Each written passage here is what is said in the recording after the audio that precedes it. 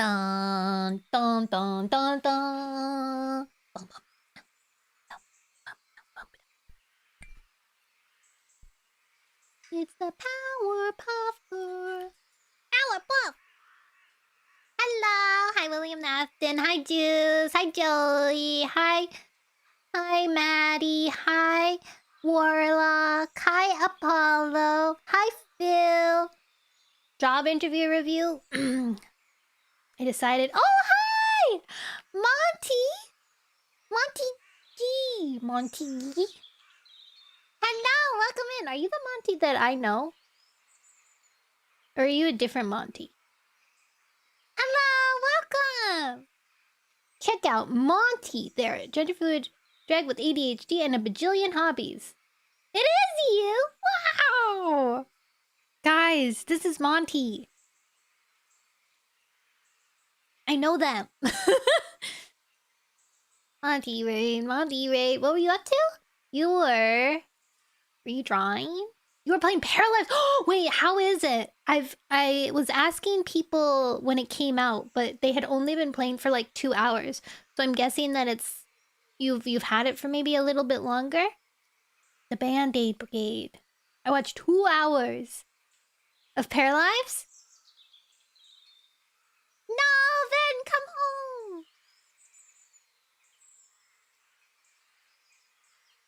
Of content character creator. Oh, character creator. Okay, I didn't scroll down all the way. I'm silly Billy. Gonna have to watch a VOD now. Bye-bye then. Mwah. It's still pretty buggy but fun. That's what I was, from what I could tell when I was watching people play, it was quite glitchy, like stuttery almost. But I couldn't tell if it was that person's like stream itself or not, but I'm thinking that it's quite... There's an infinite money glitch? Wait, what's the infinite money glitch? Me too. I am excited for it. I'm glad that you can kind of like walk wherever you want to. That was one of my favorite things in Sims 3.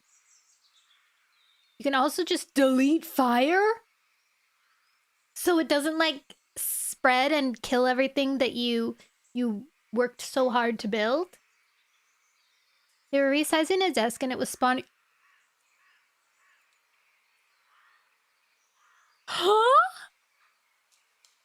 How is it spawning money? That's so funny. It was starting for me as well, and I panicked about a fire spreading into another lot, but I could just delete it. They 5 times their money in like 2 minutes just by like resizing and undersizing their table. I love money glitches. Almost burned down the pharmacy by burning toast or something. Oh no. That's so funny. I want to play it, but I know that I won't play it as much as I would if it had more stuff available. Hi, Mavan! Katie craft dinner. And I really want pets. Can you have kids yet? I want pets when they bring pets in. And I want kids. But I don't know if you can get kids yet. Mwah! You can? Nice. Is there like genetic stuff? Thank you, Warlock! Oh my gosh! The sub-T tree. The sub-T tree? Sub-tier tree. 3. Oh my gosh. The one that you said that you would do! Aw, you didn't have to. You can't use a toilet as a seat at a desk. Is that a bug, though? Is that a bug? I have a granola bar with me. Mmm. So do they just like randomize you, or does it take like parts of you and put it down? The tiny build challenge fandom? Well, this chair is the most pro of gamer strat. I guess so. I guess so. What? Warlock! What the heck? Oh my gosh! Thank you! What? Wait. I'm getting a commission done where when a hype train starts, I'll get like a little choo-choo train that goes through the bottom. Aw, I love you, Warlock, too. Thank you.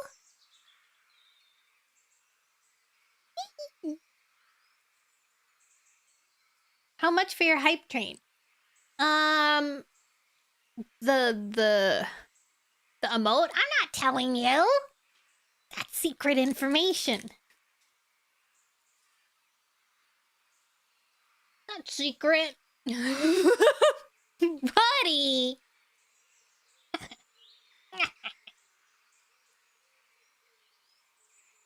You've already done so much. Oh yeah, I did see that they updated the hype emote pool. You can get like realistic animals, right? Like cute little animal guys or dogs.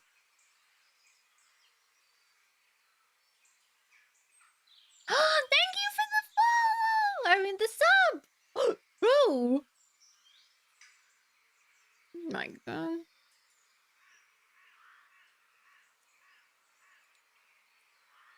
Two of them? Ah! Warlock! Warlock, you goofy!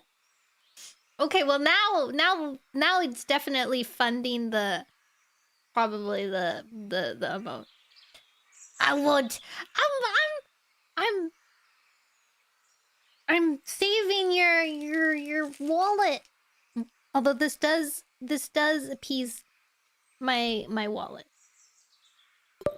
Thank you for the gifty. All of my I think a lot of my regulars get gifted. That's one of the things that I really love about gifted is that a lot of my regulars can afford to get subs. So when someone as kind as you gets to come along and gift subs, then they usually get the top.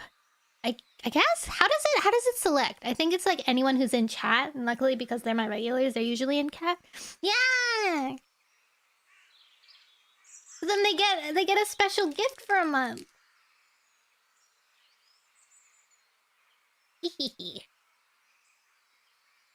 Me too. I agree, Monty. I like kind people too. That's why. Aww. We're all kind here. Chat followers with high watch time, followers other, I think. Ooh. Active, recent, and then any previous viewers. Only 30 days? Yeah, because it's like a month, right?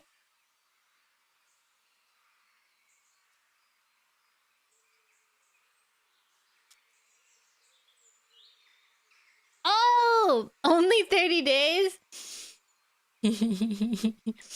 Your new, you get to change what you eat.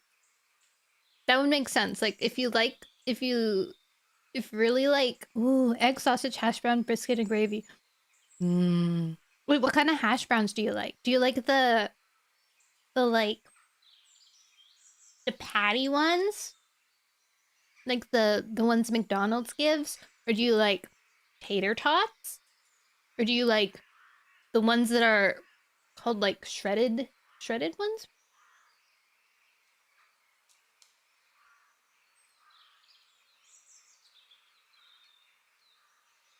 What are the shredded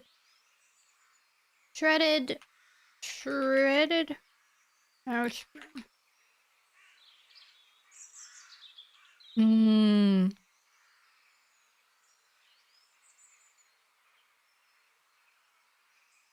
I love shredded hash brown. With jalapenos. Just go whatever the army gives me that day. You got the goods.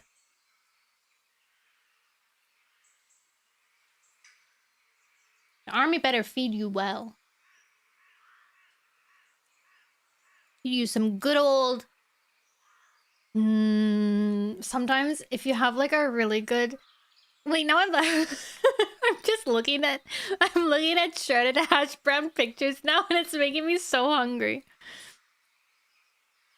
Sometimes, but I oversleep occasionally. Oh no, what? That's awful. How do they expect you to be your bestest without food? They should still allow you to eat nonetheless. Most of the gifted subs I've received have been in absentia, and I've never understood how that can be when I've been active on streams where gifted subs are doubled the viewer count. Ooh, whoa. It is interesting. I've noticed that too. Sometimes if I'm like quite frequent in somebody's chat. Hola, hi Snaps! She hungers. I hunger for hash browns in specific. How long do potatoes last for? These little hash brown patties use ingredients you all likely have, except I don't have potatoes, so I can't.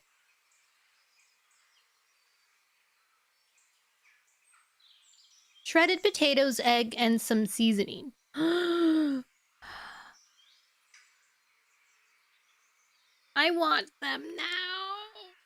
I want them now. We need the inner workings of the Twitch subsystem. What did you get per snaps? I didn't look. I wasn't paying attention. I was looking at level 6. I haven't gone to level 6 in like forever. Actually, been quite a while. Usually, I only get to 1 or 2. Did you guys get cool emotes? The hype chest. Wait, let's see. I got Goblin Jam. What did you guys get? Oh.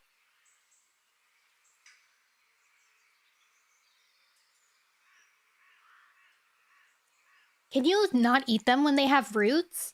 Do they like... Are they like foul then? Level 6! That usually means they're bad. They're evil now. I think they're funny when when they grow roots. It just goes to show how much they want to grow.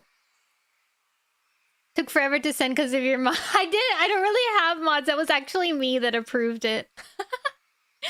I happened to check on the build because I was check chats because I have 2 different chats. I have one that shares YouTube and then one that's like only Twitch.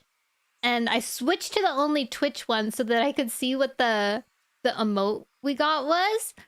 And I saw your message, and so I approved it. Choo-choo! Ninku! Oh, did you get that? Did you get the cow?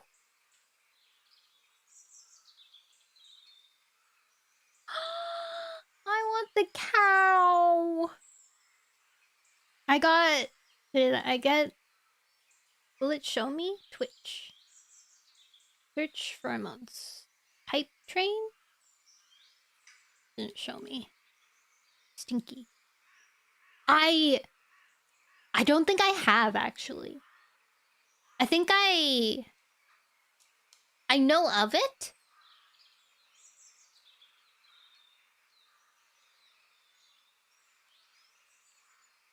I've played a different version of it, I think.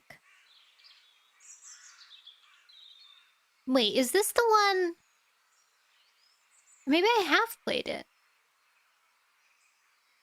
Maybe I have played this, but wait, is this like the one where they're different like guns and then no, this is the ship one. I've played the gun one. The girls are like different guns, but these ones the girls are different ships, right? I swear if you are into warships, it scratches my brain nicely. Ooh. I might actually, because I need a game on my phone. Usually I get like addicted to a specific game. I had Heartopia, but they hadn't like. I'm mad that Heartopia kind of fumbled because of the AI, and they also had like some racist thing happened. So I need a new game on my phone. I tried Limbus, but I also couldn't get into Limbus. Sometimes I like go back to old games like Cookie Run or Cookie Kingdom. But I haven't tried Azure Lane. I know one of my old regulars, Pappy. Pappy was really into an Azure Lane. It was like his favorite.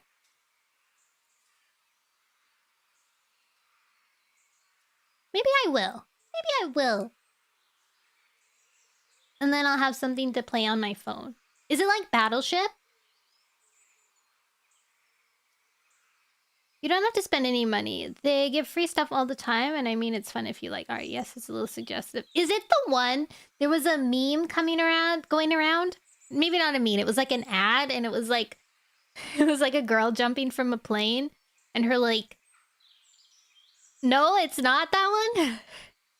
What game is that one from? Where she's jumping from a plane, and her like titties are like bouncing crazy style. Nikki? That was probably Nikki. You're right. You're right. Their music for the game isn't complicated, and you don't need to know much about the previous two games. You're missing out on a ton of... Ooh. They have a nude mod? Oh my god. Did I play Nikki? No, I don't think I've ever played. Oh my god, wait, there's like... I think, actually, no. I think I did start to play this game, but it was too... it was too much for me in terms of booties. Yeah, too openly lewd. Like when you're like shooting, you get like half the screen is her butt.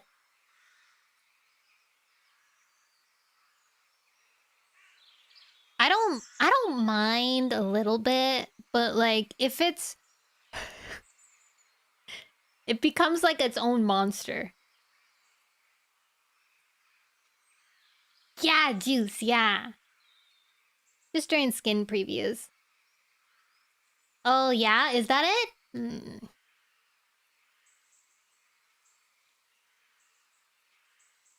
Still, I think I'll go with Azure Lane over Nikki. Is it Nikki or Nike? Nike. Nike? Nikki? Nike? Because it's named after the goddess. Who knows? Who knows? Alright, guys. Much excitement happened. I saw a character that looked like Hex Maniac from Pokemon, though. Ooh. Got her and promptly logged back out. That's what I... Sometimes that's what brings me back to... what's it? Like Cookie Run Kingdom or Cookie Run. If like a new cookie comes out and it's like my type of character, then I'll go back to it. Some stream Senran Kagura. And touching backstories make you tear up too. Movie grandpas and bouncing boobas. The variety. They gotta hit all the types, you know? The array of audiences. What kind of games are y'all playing? I'm still waiting for Dream Journey. Oh my god, Uma Musume! Yeah. I stopped playing Uma Musume around the time that it started. They started doing like, I think it's 3 people training things. I'm just playing Subnautica 2 with my little guys. Cream Unicorn Cookie. Cream Unicorn Cookie, so cute. I love Cream Unicorn. Pancake Cookie will always be my son. I love him even if he is useless. I wonder what the new Cookie Run game is gonna come out. The Brawl one? You guys remember when I was picked to beta test that? Apparently, whenever it comes out, I should get like $50 towards it. Oh no, Juice, that's so sad. That was a long time ago. I think that was like last year. I had Sonic's and Tails cookie. Oh no. Juice, that's so upsetting. How did the job interview go? So, I didn't go. I thought it over. And it didn't. How can I? Okay, so the job type that it was for is a material handler. So basically what it was is that I would be lifting things for like that are like 60 pounds like all day. And while I feel like I could do it, I know that at the end of the day I would be extremely exhausted. And then it has like the job itself. The guy who recommended me that job, he was like, "Oh, do you like doing warehouse stuff?" And I was like, "Yeah, I like warehouse stuff." Like I'm thinking like more like packing things, you know? Like I wouldn't mind packing. But he was like it's basically like giant skids for grocery stores, like all their products. And you have to go through a giant warehouse and pick up everything that the grocery store ordered and then put it on a skid and then drive it. So, but one, it's like, I feel like if I was in a position where I desperately needed money, then I would go for it. But I'm not. And also, it's quite far away. And so it means that I have to do like a ride share to get there. And in the end, that would cost me like $100 there and back.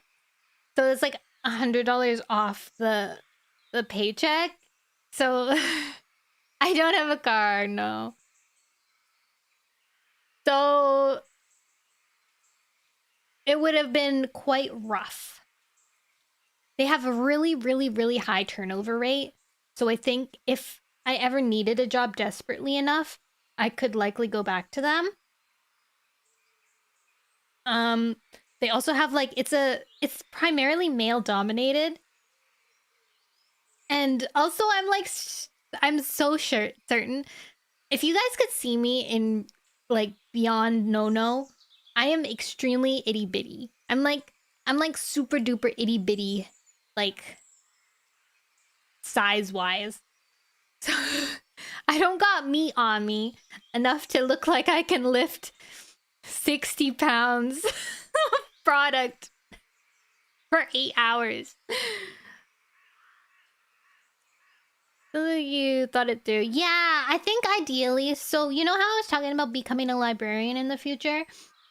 Ideally, what I think I want to do is work with animals during the day or work in a warehouse, but like have it not be as physically demanding.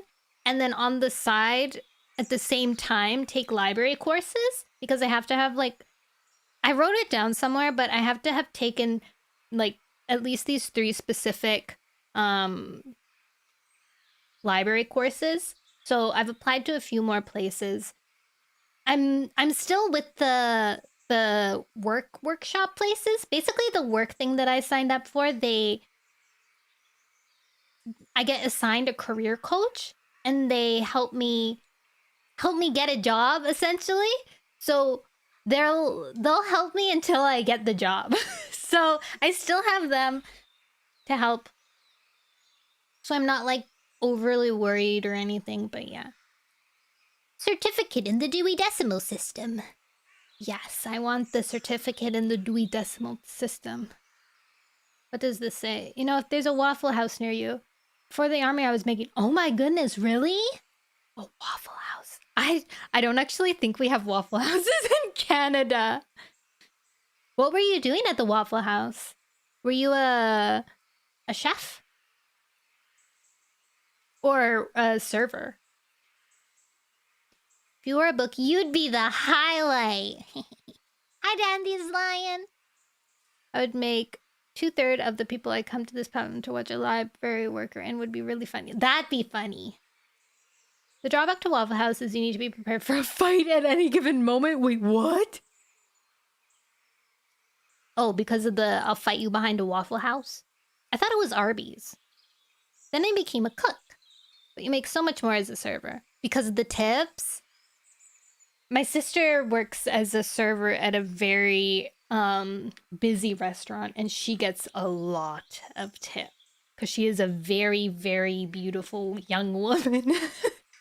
And she is very, very, very friendly and happy. So she gets a lot of tips. I think that's the thing with her, right? That people look down on, like, oh, you're just a server kind of deal. But, and like kind of like pressures her to find like a specific career to go into. But she makes good money. I think her only problem is she doesn't get I think maybe she actually is getting more hours now. At the time, she wasn't getting as many as she wished she could, but she makes like super, super good tip-wise money.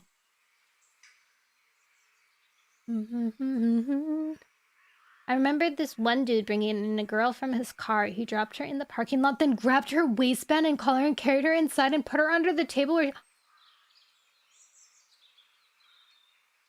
Oh my god! What the heck? What was his issue? Did he like sit down and then like be like, You seem also... I think I would get okay tips because I'm nice, but I'm not as pretty as my sister. They were all drunk. No. Could you kick them out? My best friend makes nice money being a server for a restaurant. She texts me with just to flex her Pokemon cards. Nice. You didn't... Were you not allowed to kick them out? Oh, this is home of the drunk people. That's scary. Some drunk people I don't mind, but also I'm terrified of people puking, so that would be too scary for me. I can never know. They're like babies. I don't know when they're about to puke. Although I do love babies. I don't know about your area, but here there's pretty much always demand for food service workers, and you can make good money with tips in some places. I'm hoping that I can get something with animals, though. To work, like, full-time. Something that won't... I described it as up and down. So there are rush hours and then not as rushy hours. It's not like go, go, go, go, go all day. Because if it's go, go, go all day, then I won't have enough energy to, like, do the library courses or stream or anything else. I'll just come home and I'll be, like, dead and I'll pass out. And then I'll do the same thing the next day. So a job like that would be nice. I guess server technically falls under that, but if I had to pick between animals and people, I would pick animals. I could, but they were super nice. Plus, it meant we could make sure she didn't get too sick from alcohol. Ah! Oh, that was nice. Like a bug expert? I could be a bug expert.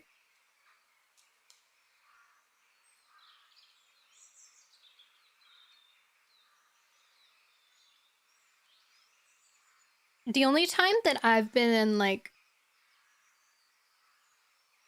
full, like, company of drunk people was when my sister threw a party in high school, and it was a bunch of teenagers getting wasted. Like I think 3 girls had to go to the hospital because of alcohol poisoning. Kind of wasted. It was not good. 3 girls had to go to the hospital, and then at one point my sister was trying to talk to me while she was holding a bag for a dude to puke in. Like, I'm like, please. What are we doing? I don't like socializing. I didn't want to be there, but it was like a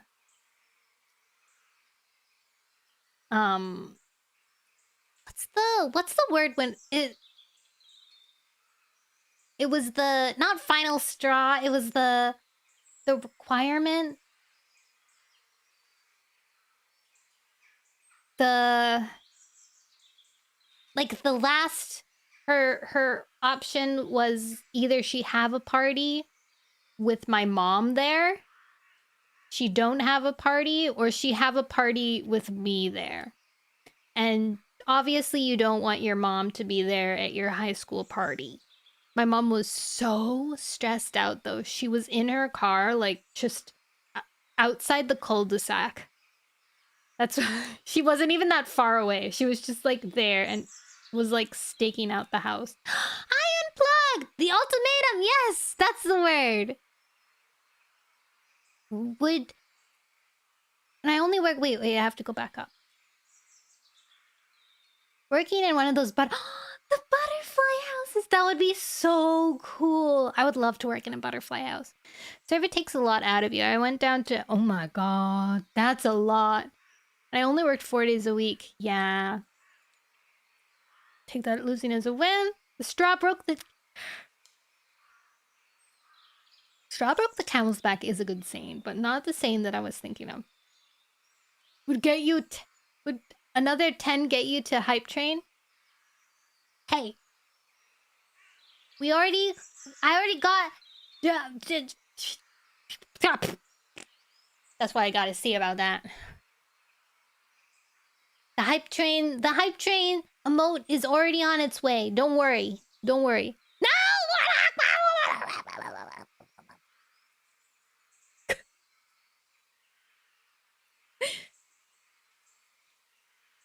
We haven't even started reading today, and that was our point.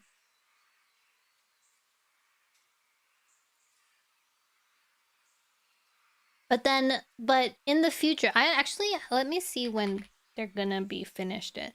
So then you can save it for when I have the hype train emote, and then you can get a hype train to see it. How about that? That sound good? Ugh! No!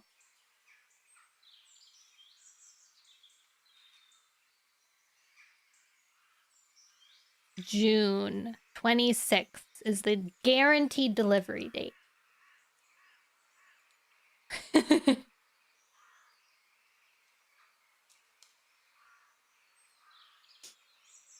I find moths cute at a distance, but I hate true. Fine. Yay! Ah. Nono wins. I'll tell you when it's been completed because I'll want to show it off.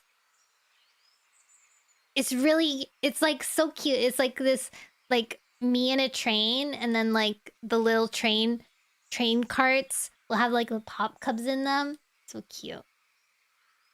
I like spiders at a distance unless they're like really weird. The other day when I was working, there was a spider in the room and it was huge. It was like if you put your index finger and thumb together, and then maybe like move your index finger to your thumb's digit, like the knuckle part where it bends. It was like that big. And he was like running around. Generic one. It's not done yet. Wait, I'll show you. Actually, I'll show you what it looks like. I'll show you guys the example so you know what it's gonna look like. You have a pet spider?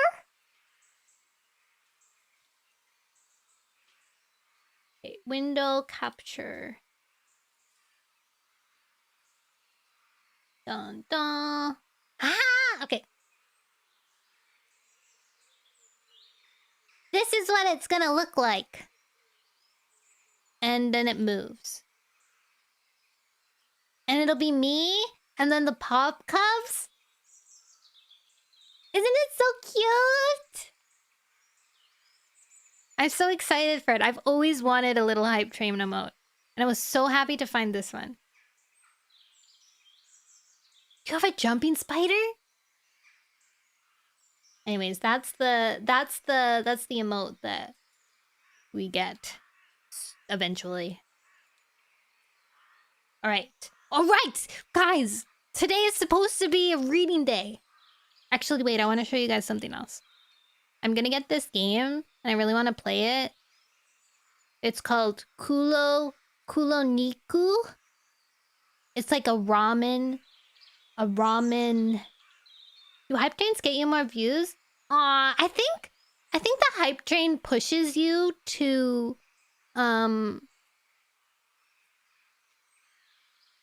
pushes you up on search bar things, like, because they want you to Leona! Wait, what the heck? You were already in chat. Were you? Wait, were you streaming while you were in chat?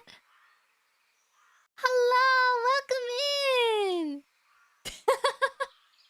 Hello. Hello, Devil May Cry. That's true. I do need to play Devil May Cry. Wasn't it like 4 or something? Devil May Cry 4? Like it was a specific one. Hello, welcome in. Hi everyone. If you don't know who I am, my name is Nono Noelle. I'm the Grand Marshal of the Pop Cup Parade. We travel the world spreading hope and joy. Today is Warrior Cat Wednesday, in which we read Warrior Cats. It has been almost an hour, and we haven't read anything yet, so you haven't missed anything. Isn't that lovely? Wonderful news. I said 5, but all 5. Okay, it was 5. Sorry, no, don't apologize. I love chatting with you guys. It's rare that sometimes I want to do chatting streams, but then like nobody's in like a chatty mood, or they're busy doing other stuff. So whenever I can get a chance to chat with chat, then I'm very happy. Okay. There's this game I want to get.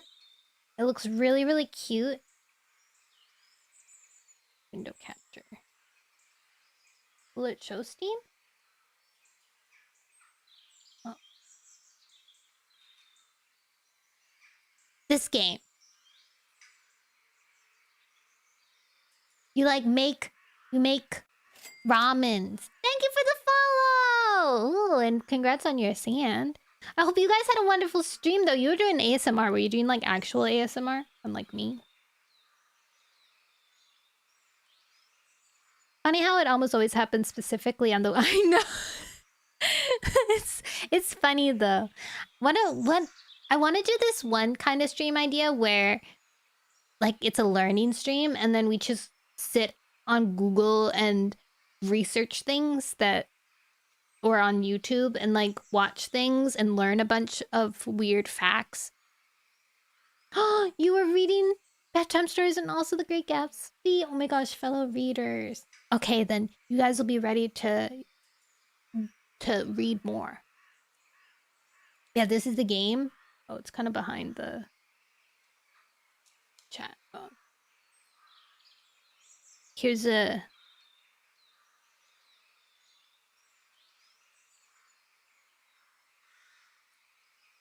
Doesn't it look cute and fun?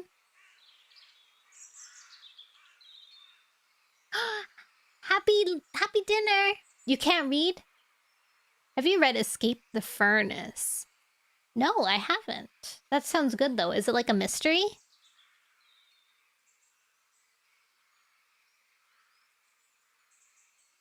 Meatball Brawl?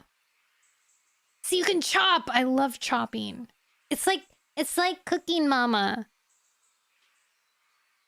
But like, also you have a shop. A cozy cooking sim. Overwhelmingly positive. It's only $13 because I actually have the bundle pair already, because it comes in a bundle. and I have the other bundle, so I just get it discounted. Doesn't it look so cute? I love the style of it. It's about a boy who did a crime and some mysterious figures appear in his home.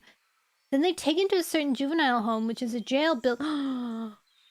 That is totally up my alley. And so it's like him trying to escape it. They call the jail like the furnace.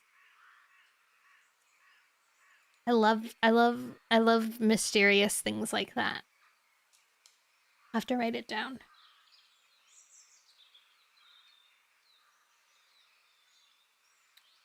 Escape the furnace. Ooh. Slave labor and sweltering heat in jail. Oh my god. Hell dogs. So it's like, ooh, science fiction-y. Oh, is there a whole like series for it? Cool. I dig a little horror science fiction.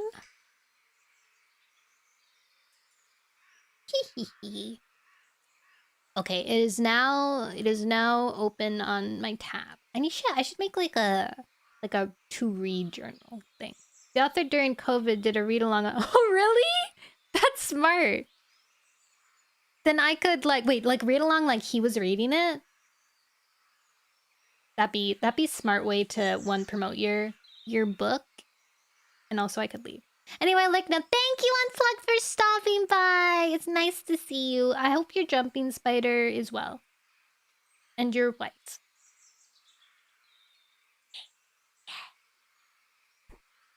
All right. Speaking of books, let us begin our Warrior Cat Wednesday. Now that we've had ample time to chit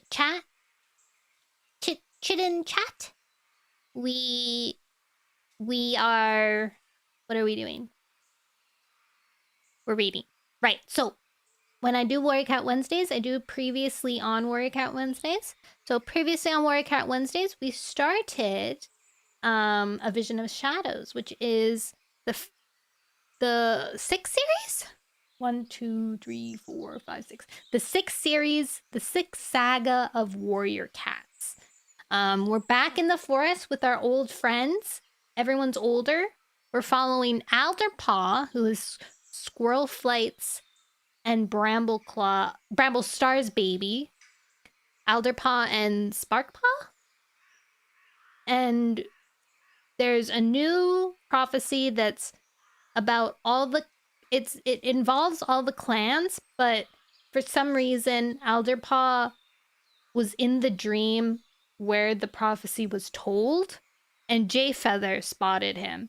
And so he's involved in this prophecy somehow, but he doesn't know why. Jayfeather doesn't know why. That's what's happening. We were just at so last time we followed Alderpaw, he became an apprentice. We learned he's quite like timid and very self-conscious and kind of spooked. And his sister is like a natural hunter and very eager and happy and sparkly.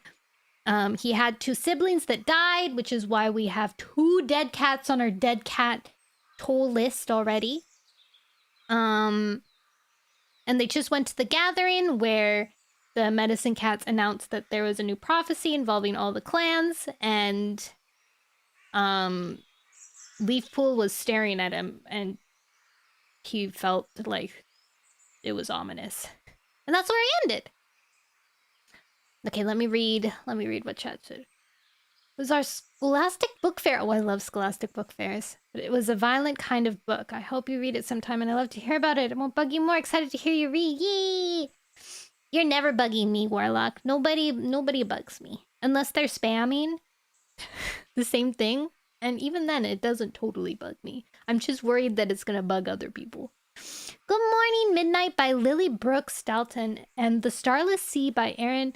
One of the most beautiful looking... Ooh, I love beautiful written books. Good Morning at Midnight by Lily Brooks. I think I've seen this book. And The Starless Sea.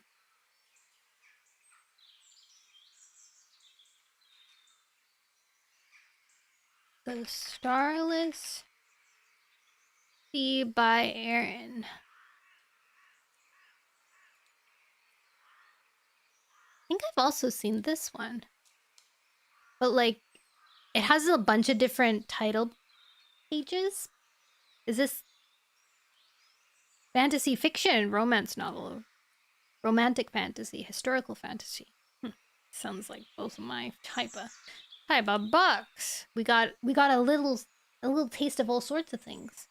Science fiction, gritty science fiction. We have, what is this one? This one is set science fiction, apocalyptic fiction. And then this one's fantasy. Very exciting. All right. I've written them. I have them open in tabs. The theme of Heartbreak Mermaid from No, I don't know that. I don't know that theme. No, cha. No, cha. That's my best imitation. All right. I warmed up my coffee at the start of stream and I haven't sipped it and now it's cold again. Almost night. All right, let us begin. Let us begin. Finally, we are actually ASMRing. Chapter 4. Aldepar, will you concentrate? Mulewhisker gave an irritable lash of his tail. Any kid could learn this move. The two apprentices were battle training with their mentors in a clearing near the camp. Mulewhisker was teaching them to rear up on their hind paws so that they could attack their opponent from above. Sparkpaw had gotten the idea right away, but Alderpaw's ears were smarting from the blows she had landed on him. But somehow every time he tried it, he would overbalance, or Sparkpaw would slip aside before his blows could connect. Alderpaw knew exactly why he couldn't give all his attention to training. He couldn't shake the uneasy feeling Leafpool's gaze had given him at the gathering the night before. Why was she always staring at him? Until recently, neither of the medicine cats had paid any attention to him, apart from the time he had gotten a thorn in his paw when he was a kid. Now he felt as if they were aware of him all the time. I don't like it, he told himself. That's enough battle training for today, Mulewhisker meowed with a sigh. Cherryfall, why don't you and Sparkpaw collect your prey from earlier? Alderpaw, you and I will try hunting in another part of the forest. Okay, Cherryfall agreed. We might see what else we can catch on the way back. Good luck, Alderpaw. She and Sparkpaw headed back towards the camp. Sparkpaw had a bounce in her step. In the earlier hunting session, she had caught a fat thrush and a squirrel, and Cherryfall couldn't praise her highly enough. Come on, Alderpaw. Mulewhisker turned to pad deeper into the forest. Maybe you'll hunt better without your littermate close by. Fat chance, Alderpaw thought gloomily as he followed his mentor. I haven't caught anything yet. Not just today, but ever. Sparkpaw catches stuff all the time. Once again, his thoughts drifted back to Leafpool's steady gaze on him. Medicine cats know things, he reflected. Maybe she knows that there's something wrong with me, and I'll never be a good warrior. He was worrying so much that he didn't realize Mulewhisker had halted and was speaking to him. All he heard was the final words. Try doing it that way. Sorry, he mewed. Would you mind saying that again? Mulewhisker flexed his claws, and his voice was sharp as he replied. Alderpaw, you need to pay attention. A cat who can't hunt is no good to his clan. Alderpaw flinched at the harsh tone.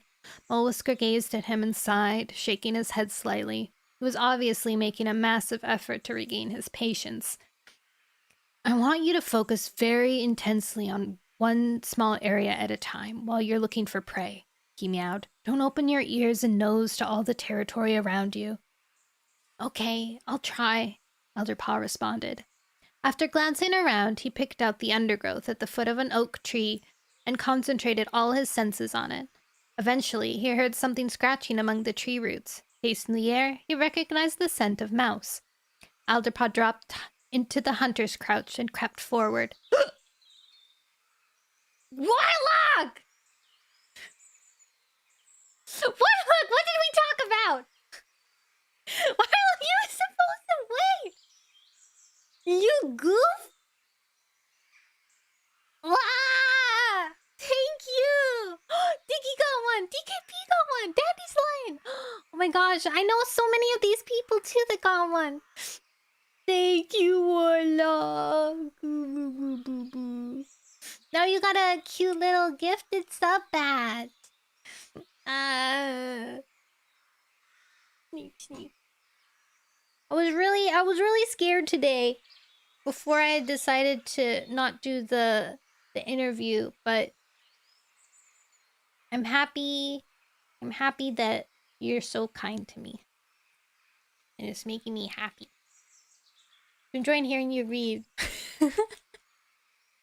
Koopy, I just started reading. Okay, I'm going to continue, but I'm watching you. Watch out.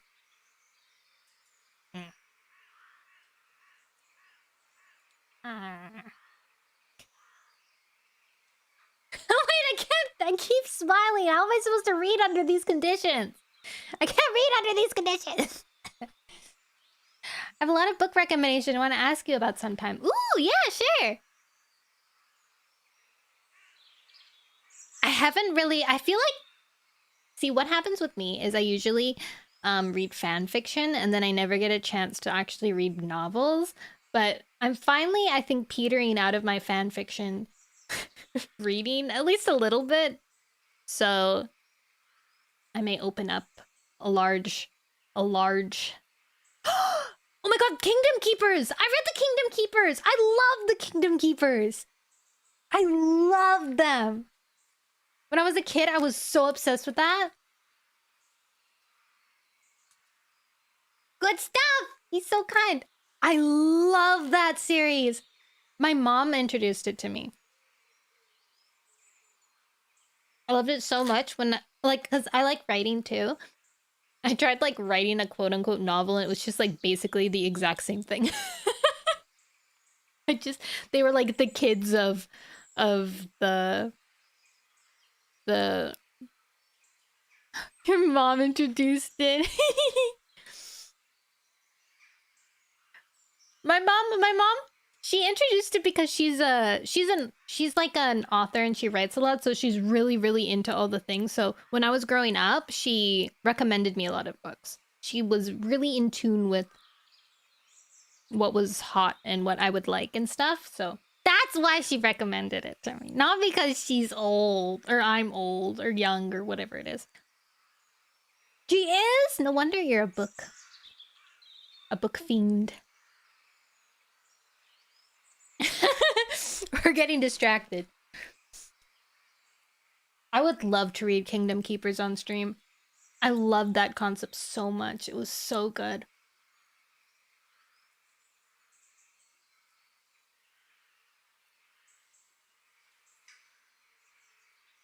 Right, where was I? Where was I?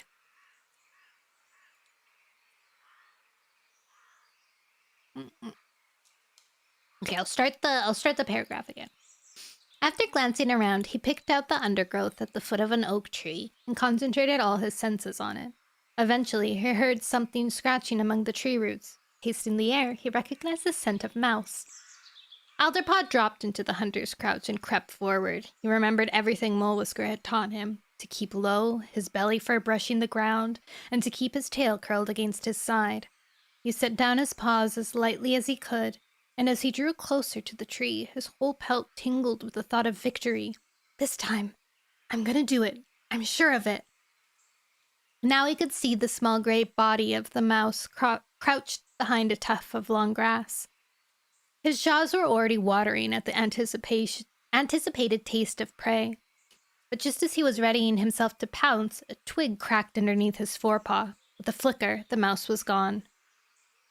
Alderpaw halted, letting out a growl of frustration. He didn't dare look at Mole Whisker until his mentor stood right over him. Mole Whisker's tail tip was twitching in agitation. Maybe that's enough for today, he meowed, his voice tightly controlled. He was silent as he led the way back to camp, and Alderpaw followed in a fog of despair. It's all going wrong. Whoever heard of a warrior who can't fight and can't hunt? As soon as they emerged from the thorn tunnel into camp, Bramblestar bounded over to them. Mole Whisker, I need a word with you, he meowed. Come to my den. Okay, Bramblestar. Mole Whisker glanced back as he followed his leader towards the tumbled rocks. Alderpaw, you can get something to eat. Alderpaw trudged over to the fresh kill pile. Sparkpaw was already there, tucking into the thrush she had caught. How did it go? She asked. Awful, Alderpaw replied. I missed another really easy catch. Oh, mouse dung. Sparkpaw's gaze was sympathetic, and she pressed her muzzle briefly into Alderpaw's shoulder. Never mind. You can share this thrush. There's plenty. Thanks. Alderpaw mewed miserably. Am I always going to depend on other cats for food? As he took his first bite, Sparkpaw glanced curiously at Bramblestar's den on the high ledge. Are you in trouble? She asked. Is that why Bramblestar is talking to Molewhisker? Alderpaw's belly lurched. I never thought of that. I was just so relieved to not have the training over. Of course not, he responded, glancing nervously up at the high ledge, but he couldn't keep a quiver out of his voice, and he knew Sparkpaw realized he didn't believe what he was saying. As he watched, Bramblestar and Molewhisker emerged from the den, Jayfeather and Leafpool walking in their wake. All 4 cats climbed down the tumbled rocks to the ground. Bramblestar waved his tail to beckon Alderpaw. Oh, StarClan, it is about me, Alderpaw thought. Exchanging a glance with his sister, he swallowed and headed towards his clan leader. I know you've been working hard as an apprentice, Bramblestar began as Alderpaw joined him. His voice and his eyes were kind.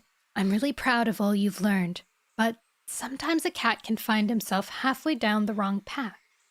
Alderpaw blinked at his father. I don't understand. Bramblestar's eyes softened. It appears that you now have a new destiny. You're going to be a medicine cat apprentice. Oh. Alderpaw gasped. What? He had expected to be punished for his failure, but never that he would be taken away from Molewhisker altogether. I am not going to be a warrior anymore? Bramblestar nodded to the 2 medicine cats. Leafpool and Jayfeather saw your new destiny in a vision. But I can't! Alderpaw had never in his wildest imaginations thought of being a medicine cat. I'd be even more useless at that! Besides, he couldn't really believe in this vision. Surely it was just an excuse so that Bramblestar could protect his feelings. Leafpool and Jayfeather don't need another medicine cat, he thought. He was so horrified and humiliated that he wanted to flee from the camp and run until he was far away from any cat who knew about his failure. Please, he begged. I promise I'll do better. I'll listen to Molewhisker and try really hard. I know you've already been trying hard, Molewhisker told him sympathetically. I'm not angry with you. Leafpool took a step forward. This isn't punishment, she explained. Jayfeather and I asked Bramblestar for this. They say they believe you'll be able to talk with StarClan, Bramblestar put in. Alderpaw began to realize that his clan leader, his father, wouldn't lie to him, but he was still doubtful. I can't think of what's given Leafpool and Jayfeather the idea I can speak to StarClan. Is there anything I can do to make you change your mind? He asked desperately. Bramblestar shook his head. It has nothing to do with me, he replied. It is the will of StarClan. This is what you're meant to do. Realizing it would do no good to keep on arguing, Alderpaw took a deep breath. Okay, he sighed. When Bramblestar dismissed him with a nod, he staggered back to where Sparkpaw was still eating and stared blankly at the remains of the thrush. I'm not hungry anymore. What did Bramblestar and Molewhisker want to tell you? Sparkpaw asked curiously. They said... Alderpaw's voice was trembling. He took a breath and started again. They said I have to be a medicine cat apprentice. Sparkpaw's eyes stretched wide with amazement. That's great, she exclaimed. Medicine cats are really important. Then she seemed to realize how unhappy Alderpaw was feeling and added more sympathetically, but it doesn't seem like it's as much fun to be a medicine cat as it is to be a regular warrior. All those icky herbs. She blinked thoughtfully for a moment. Maybe that's why you're so bad at hunting. You're meant to be a medicine cat. Alderpaw felt as if he wanted to retch up every piece of prey he had ever eaten. I'm sure that's why they want me to be a medicine cat. Not because I'm special and important, but because I'm no good as a warrior apprentice. He swallowed hard, feeling as if there were a tight knot in his chest. Well, I'll just show them. I'm going to be the best medicine cat apprentice I can be, he resolved. I'll try really hard and make Bramblestar and Squirrel Flight proud. But deep down inside, Alderpar wasn't sure he could do it. I'm not really a medicine cat. I'm not special enough. A chilly dawn mist filled the stone hollow as Alderpaw tumbled out of his den. Sparkpaw was still snoring peacefully in her mossy nest. He arched his back in a good long stretch, then headed out into camp. Most of his clanmates were still asleep, though Squirrel Flight was standing outside the warrior's den, organizing the dawn patrol with Breakin' Fur, Berrynose, and Brightheart. The triple B's. You're up early, she remarked to Alderpaw as he padded past. Jayfeather wants me in the medicine cat's den, Alderpaw responded. I'm really happy he's being put into the medicine cat den because that means we get more Jayfeather. Best not be late then, his mother mewed, giving him a swift lick around the ears. But get yourself some fresh kill first. You can't learn on an empty belly. Thanks. Alderpaw darted to the fresh kill pile, grabbed a shrew, and gulped it down. This was Alderpaw's second day as a medicine cat apprentice. The day before, he had sat in a corner of the den, watching and trying to keep out of the way, but Leafpool had said that today he would start helping. Part of him was looking forward to that, but Alderpaw was sure that Jayfeather, who was always so snappy and short-tempered, didn't really want him there. Leafpool is much kinder, he thought with a sigh, but I wish she would stop giving me funny looks. Both medicine cats slept in the den, along with Briarlight, whose hind legs didn't work, and any other sick cat who needed constant attention. Briarlight! It was so crowded that Jayfeather and Leafpool had decided that for the time being, Alderpaw should still sleep in the apprentice's den with Sparkpaw. Alderpaw was glad to be with his litter mate, but it made him feel even more that he wasn't a real medicine cat. His pelt felt hot with jealousy all over again when he remembered the previous night. Sparkpaw had told him all about going on a border patrol with Cherryfall and the other cats. Why can't I just be normal and a good warrior apprentice like Sparkpaw? He thought with a sigh, then he braced himself. I won't think like that anymore. I'm gonna do the best I can. I'm not gonna fail at this too. As soon as Alderpaw pushed his way past the bramble screen in front of the medicine cat's den, Jayfeather turned from where he was rooting among the herbs in the cleft at the back. You're late, he snapped. Oh, come on, Jayfeather, Leafpool meowed, looking up from her massaging Briarlight's hindquarters. The sun isn't even up yet. Jayfeather bared his teeth in the beginning of a snarl. I'll say what I like, he retorted. I'm not your apprentice now. Did you sleep well? He asked Alderpaw. Yeah, thanks, Alderpaw responded, taken aback by the sudden change in Jayfeather's tone from irritable to intense. Jayfeather turned to face him. Do you have any strange dreams sometimes? Alderpaw felt awkward under Jayfeather's blind gaze. It seemed almost rude to stare at him when he knew Jayfeather couldn't see. He glanced aside, only to meet Leafpool's gaze, and also fixed intently on him. Alderpaw's skin crawled as if a whole nest of ants was living in his fur. I guess I do sometimes, he stammered. Doesn't every cat? I do, Briarlight interrupted, hulling herself onto her forepaws. I dreamed just the other night that I remembered I could fly, and I went soaring over all the clan territory. It was great. Alderpaw was thoroughly relieved to have the attention taken away from him. Jayfeather and Leafpool exchanged a glance. Then Jayfeather shrugged and turned back to the stored herbs. Come over here, he meowed to Alderpaw. It's time you started to learn about herbs. Alderpaw joined him and peered at the herbs piled in little heaps. They looked like so many dead leaves to him, but he had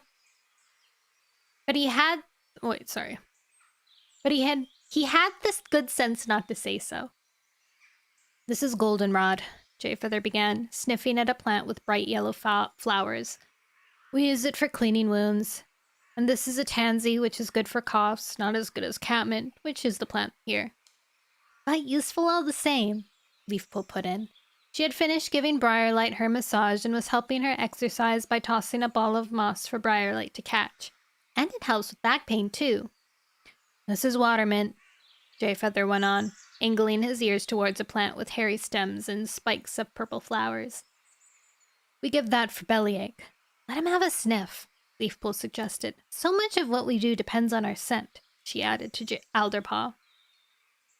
Jayfeather edged backwards so that Alderpaw could reach the cleft and sniff at the various herbs. They all smell alike to me, Alderpaw thought. Sort of herby. And this one is yarrow, Jayfeather continued. It makes a cat vomit if they've swallowed poison. And we can also make a ointment of it to heal cracked pads. Got that? He asked, turning swiftly back to Alderpaw. This is so interesting because Jayfeather was a natural medicine cat. His nose is so important in his day-to-day life that he immediately knew what the herbs were before even being taught them, because he had to be able to identify them. So he's like a genius, basically. And we've pretty much seen all the medicine cats and how they train their apprentices. So it's interesting to see Jayfeather have an apprentice that he's teaching, because he's so not mentor, what am I looking for? Mentor qualified, mentor type. I think so, Alderpaw mewed. In fact, his brain was whirling, and he thought he would never manage to remember all the different herbs and their uses. And this is only a small part of them. Jayfeather continued to point out different herbs and let Alderpaw sniff them, until Alderpaw felt like he had been concentrating for moons. His shoulders ached and his eyes stung in the scent-laden air. The sun was well up when the bramble screen was pushed aside again, and Sparkpaw padded into the den. What do you want? Jayfeather asked. We're busy here, so it had better be good. Cherryfall sent me, Sparkpaw replied, sounding not at all bothered by Jayfeather's unfriendly tone. Purdy has a bellyache, and I've come to get herbs for it. Oh, poor Purdy, Leafpool exclaimed. I'll come to the Elder's Den and check on him. Jayfeather swung around on Alderpaw. Well?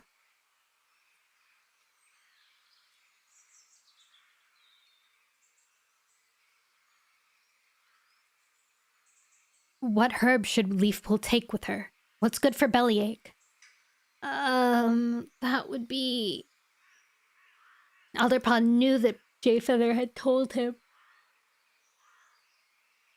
But his head was stuffed with quickly recited herb names, and he couldn't pull out the one he wanted. Panicking, he glanced wildly around and spotted Briarlight mouthing Waterman at him. I'm scrolling up to see if this is correct. Oh yeah, it is Waterman. Oh, Waterman! Alderpaw meowed, with a grateful look at Briarlight. He felt warmed to notice that Sparkpaw looked impressed. It's nice to show her what I can do for a change. Okay, Jayfeather mewed briskly. Now find it in the stores.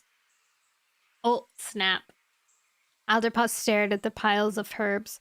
He had no idea which one was Waterman. Aware of Jayfeather twitching impatiently beside him, he pulled out a stem with bright yellow flowers. Jayfeather sighed. No, that's goldenrod. Purdy had better not eat it. We put it on wounds. This is watermint. He snagged the purple-flowered plant in his claws and gave it to Leafpool, who headed out of the den with Sparkpaw following. You need to pay close attention, Jayfeather told Alderpaw sharply. Cats' lives depend on us getting things right. I know. Alderpaw sighed. How will I ever learn all this? He should know how, hard it is to get into something that you don't really want to do. Jaypaw was Jayfeather wanted to be a warrior really, really badly.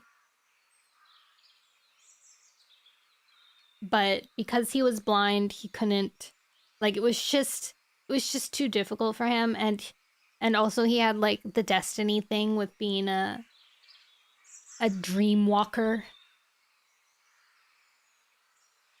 I'm sad that he isn't a dream walker anymore. Chapter 5. Alderpaw paused in front of the herb store for a moment. You only missed the first 3 chapters, so you didn't miss much. Just that Alderpaw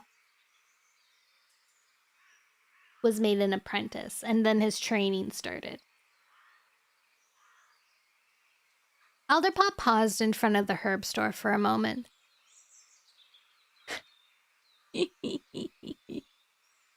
I'm always paying attention. Here you are, Dovewing, he mewed. These should help your sore throat. The pale gray she-cat dipped her head.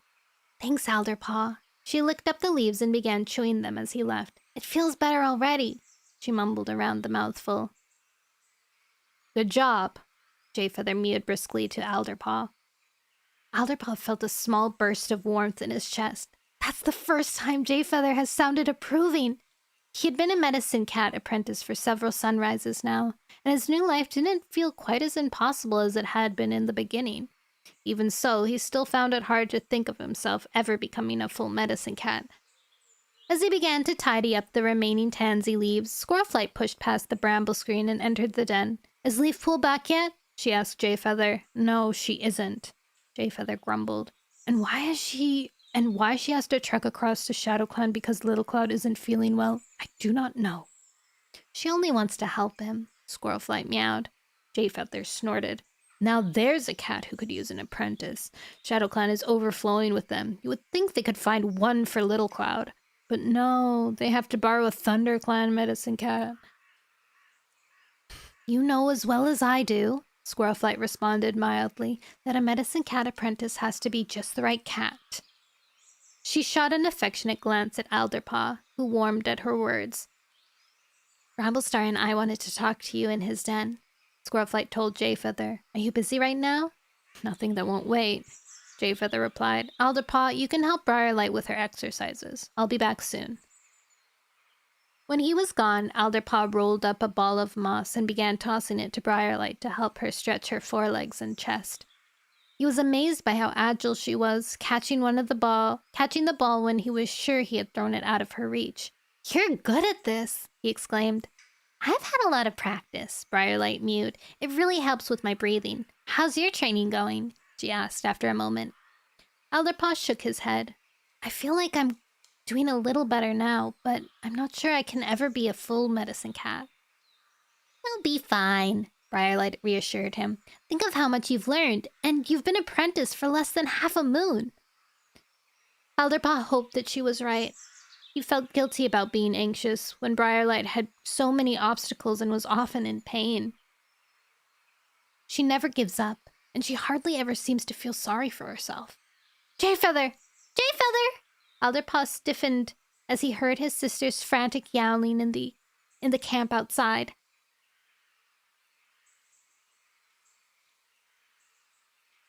I lost my spot. A heartbeat later, she came tearing into the den, wild-eyed and panting. Where's Jayfeather? She demanded. I was out in the woods with Cherryfall and Sorrelstripe, and Cherryfall is hurt. She cut her leg. She needs help right away. Alderpaw froze for a moment, on the edge of panic. This is the first time I've had an emergency, and I'm here on my own? What do I do? Briarlight is in Bramblestar's den. Jayfeather is in Bramblestar's den. Briarlight meowed steadily. Sparkpaw, go and get him. Sparkpaw dashed out immediately. While he waited, Alderpaw wondered what he should do. Should I get some herbs out of the stores? What's the right herb for a cut leg? He was relieved a few moments later when he heard Sparkpaw calling him from outside. He slid out of the den to find her waiting there with Jayfeather. Come on, Jayfeather ordered. Sparkpaw, show us where you left Cherryfall. Sparkpaw led the way out of camp and headed towards the ShadowClan border. Alderpaw followed with Jayfeather, guiding the blind medicine cat around tree stumps and bramble thickets. Even though he was worried about Cherryfall, he was relieved to be out in the forest again instead of being cooped up all day in the medicine cat's den. Can't you get a move on? Jayfeather asked him irritably. Cherryfall could be bleeding to death. I'm doing the best I can, Alderpaw responded. He felt a spurt of annoyance, because he could have gone a lot faster if he hadn't been guiding a blind cat. But he knew that Jayfeather was only bad-tempered because he hated needing help, so Alderpaw kept calm and looked ahead to work out easier routes. How did Cherryfall hurt herself? Jayfeather asked as they emerged onto the lake shore where the going was easier. Well, we were talking about the prophecy, Sparkpaw began, and Cherryfall wondered if What you find in the shadows could mean the kitty pets who stayed with ThunderClan during the Great Storm. Ooh, hello! Hi, Flowers and Crafts Galore. What were you working on today? What wonderful goods were you making? I'm gonna keep reading in the meantime, but thank you for the raid. Thank you again. I hope you had a wonderful time. And you continue to have a wonderful time.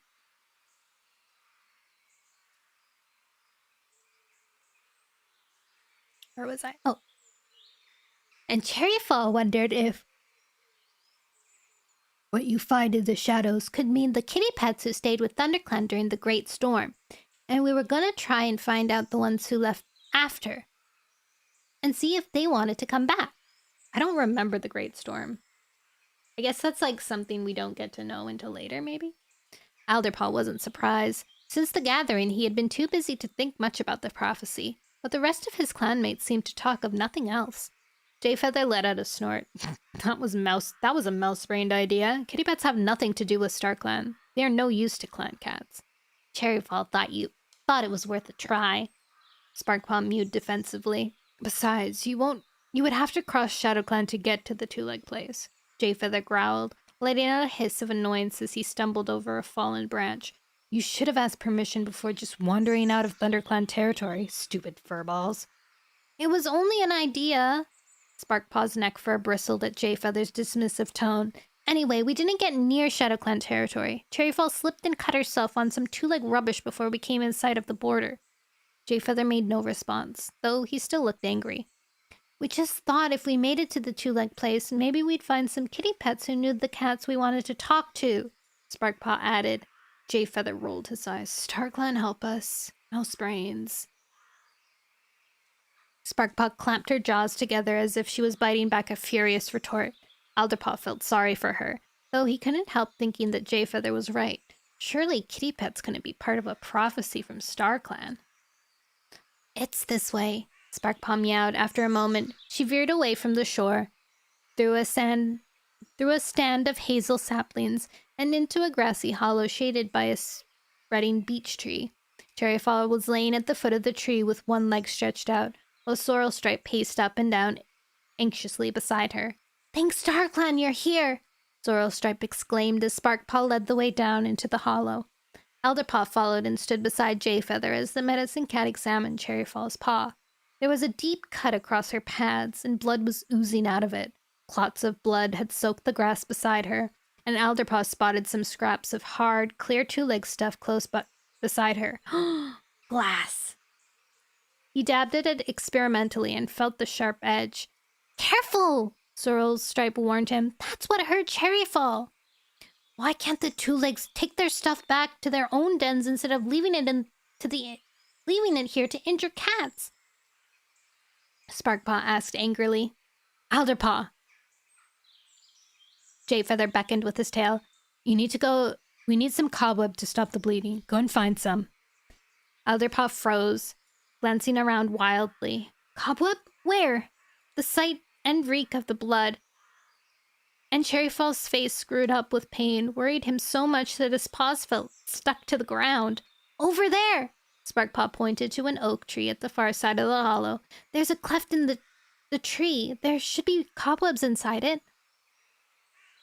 Before Alderpaw could move, his littermate darted off, closely followed by Sorrelstripe. Now Sparkpaw's better at me at being a medicine cat, Alderpaw thought, furious with himself. He was even angrier when she turned out to be right, and she and Sorrelstripe returned across the hollow with pawfuls of cobweb. Pawfuls of cobweb. Oh, for StarClan's sake, Alderpaw! Jayfeather hissed in exasperation. Come here. Put your paw there.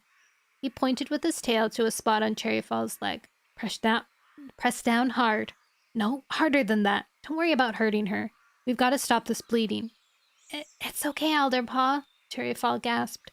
Alderpaw put all his strength into pressing down where Jayfeather had shown him, and to his relief, the flow of blood from Cherryfall's paws slowed and then dwindled away completely. Good, Jayfeather grunted. Now the cobweb. Alderpaw couldn't believe how deft Jayfeather's paws were in wrapping Cherryfall's wound, especially considering he was blind. Now release the pressure, Jayfeather instructed Alderpaw when all the cobweb was wound around the injured paw. And please, StarClan, let's hope the bleeding doesn't start again.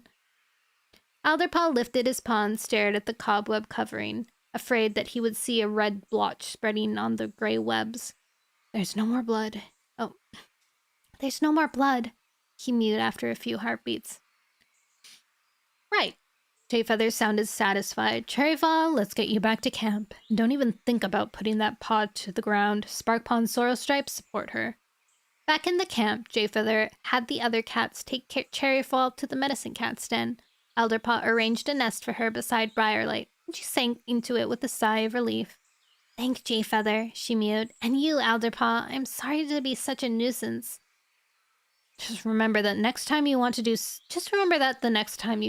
do something mouse-brained, Jayfeather muttered. Now, Alderpaw, unwrap the cobwebs. I want to get a better idea of the wound. What if it starts bleeding again? Alderpaw asked nervously. Then we put more cobwebs on, Bee-Brain. As carefully as he could, snagging his claws delicately into the cobweb wrapping, Alderpaw laid the wound bare. He hardly dared to breathe as he tore away the last of the cobweb, but to his relief, there was no more bleeding. Meanwhile, Jayfeather had gone to the herb store and came back carrying a piece of comfrey root. We'll put a polish of this on the wound, he meowed, dropping it at Alderpaw's paws. Alderpaw's paws. You can chew it up and Cherryfall. Give that wound a good lick.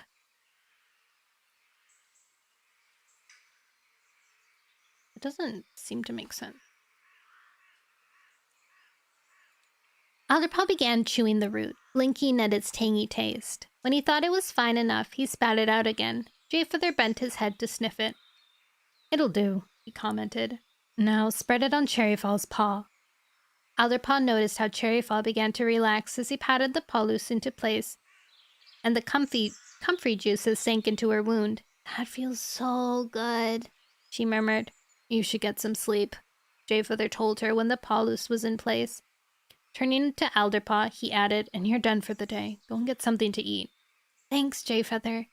Alderpaw slipped out of the den, his legs shaky with exhaustion. Spotting his sister over by the fresh kill pile, he padded across to join her. Come and share this bowl, Sparkpaw invited him as he drew near. I caught it when I went hunting with Cherryfall earlier today. Doesn't it look good? Alderpaw felt his jaws watering as he looked at the plump piece of prey, and he realized that his belly was bawling with hunger. At the same time, a hot wave of embarrassment flooded through his pelt. I freaked out when I saw Cherryfall's wound, he confessed. I couldn't do a simple thing like finding cobwebs. He let out a long sigh. How am I going to be a good medicine cat if I freeze up at the sight of blood? Oh, mouse dung, Sparkpaw mewed cheerfully. I don't know why any cat would want to be a medicine cat, but I was really impressed with the way you stopped Cherryfall's wound bleeding. You just need to trust yourself, she went on, brushing her tail against Alderpaw's side. The way I do when I'm hunting. It's when you stop to worry that you miss your prey. And it was the same thing with the cobweb. But then you did the right thing. So I think in the end you'll be a pretty good medicine cat. Do you really believe that? Alderpaw asked. Sparkpaw gave him a nudge. Of course I do, you daft furball. Taking a bite of the succulent vole.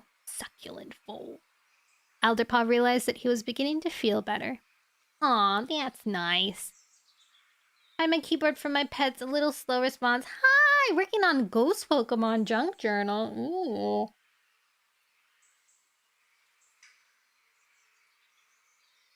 Junk Journal.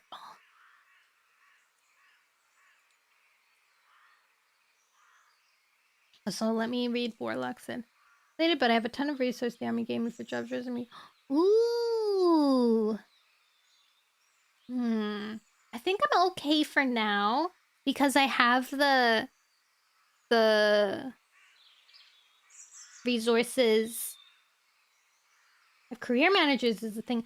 Yeah. I have a career coach that gives me a lot of resources too. So I think I should be good for now. I just finished a workshop about like resume writing, so I have a new resume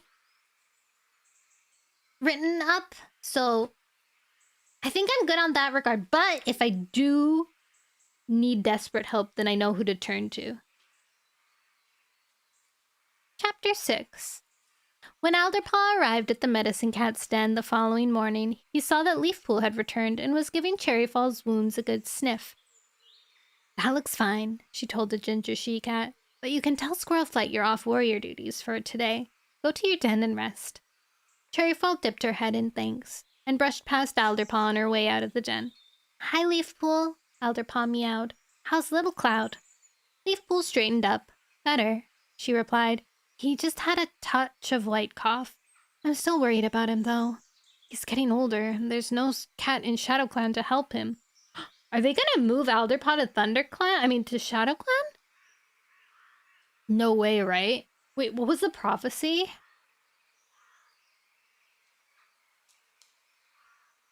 Scrolling up to read the prophecy again.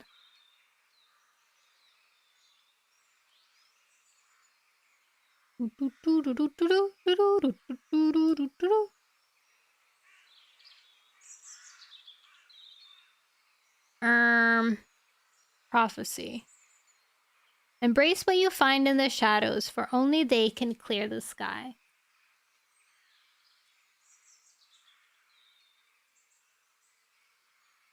Maybe not. Maybe I'm making that up. Also, I lost my spot. Chapter 4? 5? Chapter 5, I think. Chapter 5.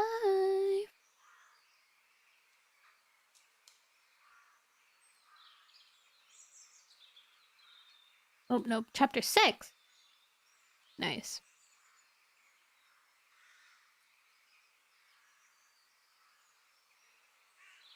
"Surely StarClan must have sent a sign to some cat," Alderpaw murmured. "Huh." Jayfeather turned from where he was sorting herbs at the back of the den. "ShadowClan cats are so keen to be warriors that they may not pay attention to any signs." "I know how they feel," Alderpaw told himself, even though he was becoming more comfortable in his new life. "Anyway," Leafpool mewed, "you'll meet Little Cloud and the other medicine cats tonight. It's time for the half-moon meeting at the moon pool."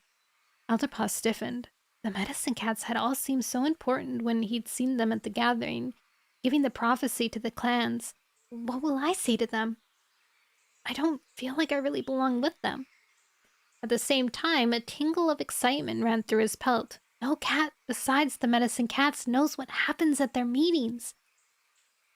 "What will we do there?" he asked. "You'll find out," Jayfeather told him. Now, what about doing some work? We're almost out of catmint, since you took some over to ShadowClan," he added, narrowing his eyes at Leafpool. "Do you want me to collect some from the two-leg nest?" Alderpaw offered. "No." Jayfeather growled with a lash of his tail. "Moles have been digging through our herb patch, but they've made a real mess of it." "Moles!" he spat, digging his claws into the ground. "I'd strip the pelt off of every last one of them." He's so filled with rage. Like Bakugo. "Don't get so worked up." Leafpool brushed her tail along Jayfeather's side. "We can replant the herbs." Jayfeather gave an ill-tempered grunt. "And meanwhile, we're short of catmint just when Leaffall's coming and we're likely to get more green cough. We'll have to cross ShadowClan territory to get catmint from the two-leg garden and RiverClan." Alderpaw was surprised and a little disconcerted. "But you scolded Sparkpaw because she and Cherryfall and Sorrelstripe were going to the two-leg nests," he reminded Jayfeather. It was Leafpool who replied, "Rules are different for the medicine cats. Besides, any cat can cross territory if they stay within 3 fox lengths to the lake." So Jayfeather just likes to be cranky, Alderpaw thought. I guess I knew that already. "Anyway," Leafpool went on briskly, "I've just spent time with ShadowClan, helping Little Cloud. They're not going to bother me, are they? Alderpaw, you and I will go together." When Leafpool and Alderpaw crossed at the stream where the ShadowClan border, there was a strong, fresh scent of ShadowClan cats. Before they had taken many paw steps along the lakeshore, a ShadowClan patrol emerged from the bushes above the beach. Tigerheart, Leafpool mewed politely, tipping her head to the dark tabby Ton, who was in the lead. How's the prey running in ShadowClan? Why do you want to know that? The tabby warrior challenged her. You're not hoping to steal some of it, are you? Bruh. Alderpaw felt his neck fur bristling at the hostile tone, but Leafpool was unmoved. You know better than that, Tigerheart, she responded. Tigerheart's tail tip twitched to and fro. I know you're always meddling in ShadowClan business, he meowed, just like that ThunderClan cat. Yeah, especially one related to Firestar. One of the other ShadowClan cats put in, a hefty brown tom with a tuft of fur at the top of his head. Spike Fur, I'm proud that Firestar was my father. Leafpool's tone was still calm. Alderpaw was so riveted by this exchange, wondering if it was going to end in a fight, that he hadn't paid much attention to the rest of the ShadowClan patrol. He jumped, startled, as one of them came up and nudged him. Turning, he recognized Needlepaw. Oh, it's you, he mewed, not sure if he was pleased to see her. Hi, Alderpaw. Needlepaw gave him a friendly nod. I thought I might be seeing you again soon. You've met Sleekpaw, and this other furball is Yarrowpaw. Furball yourself, the third apprentice growled. Okay, Leafpool. Tigerheart took a pace back. Alderpaw had missed the next part of the conversation, but he was relieved that the ShadowClan Tom sounded less hostile. You can pass, he went on, but we'll escort you to the edge of our territory. Leafpool dipped her head in acknowledgement. Thank you. The whole patrol set off along the edge of the lake, with Leafpool and Tigerheart at the lead. The apprentices brought up the rear. Needlepaw padded alongside beside Alderpaw. Toms, she muttered. Annie, always making trouble. Spikefur's a real pain in the tail. She hopped along on three paws while she used the fourth to ruffle the fur on her head, and spoke in Spikefaw's lower tone. Go and fetch me more mouse, lousy apprentice, and catch me a blackbird while you're at it. Alderpaw stifled a snort of laughter. You shouldn't talk like that about your mentor. He's not my mentor, thank StarClan. Needlepaw meowed. I'm Tawny Pelt's apprentice, but she's helping reinforce the camp walls today, so I get to go with Spikefur. She rolled her eyes. I'm so lucky. Anyway, she went on, what are you doing here with Leafpool? She's my mentor now, Alderpaw replied. We're going to... You're a medicine cat apprentice? Needlepaw's eyes stretched wide with amazement. You didn't say that when we met before. I wasn't then, Alderpaw explained. Wow, that's really cool. Needlepaw sounded impressed. You must get to learn lots of stuff. Oh, yes, lots. Different kinds of herbs and what they're used for and how to stop wounds from bleeding. For the first time, Alderpaw found himself boasting, proud of his position as a medicine cat apprentice. Tonight, Leafpool's taking me to the Moonpool to meet with StarClan, he finished. That's awesome, Needlepaw breathed out. Do you have visions? Do you know anything special about the prophecy? Alderpaw shook his head. I did have a sort of weird dream, he began. Alderpaw! Leafpool glanced back and gestured with her tail for Alderpaw to come and walk beside her. Embarrassed, Alderpaw realized he had almost gotten carried away and told Needlepaw stuff he wasn't supposed to mention. For the rest of their journey across ShadowClan territory, he padded in silence beside his mentor. At the far border, Tigerheart waved his tail towards Leafpool and Alderpaw. You have permission to cross back to your own clan, he meowed loftily. Don't take too long about it. I really want to hang out in your territory, Alderpaw thought. Goodbye, Alderpaw. Needlepaw gave him a friendly swipe around the ear with her tail. I'll be seeing you. Alderpaw wasn't sure if he was looking forward to that or not.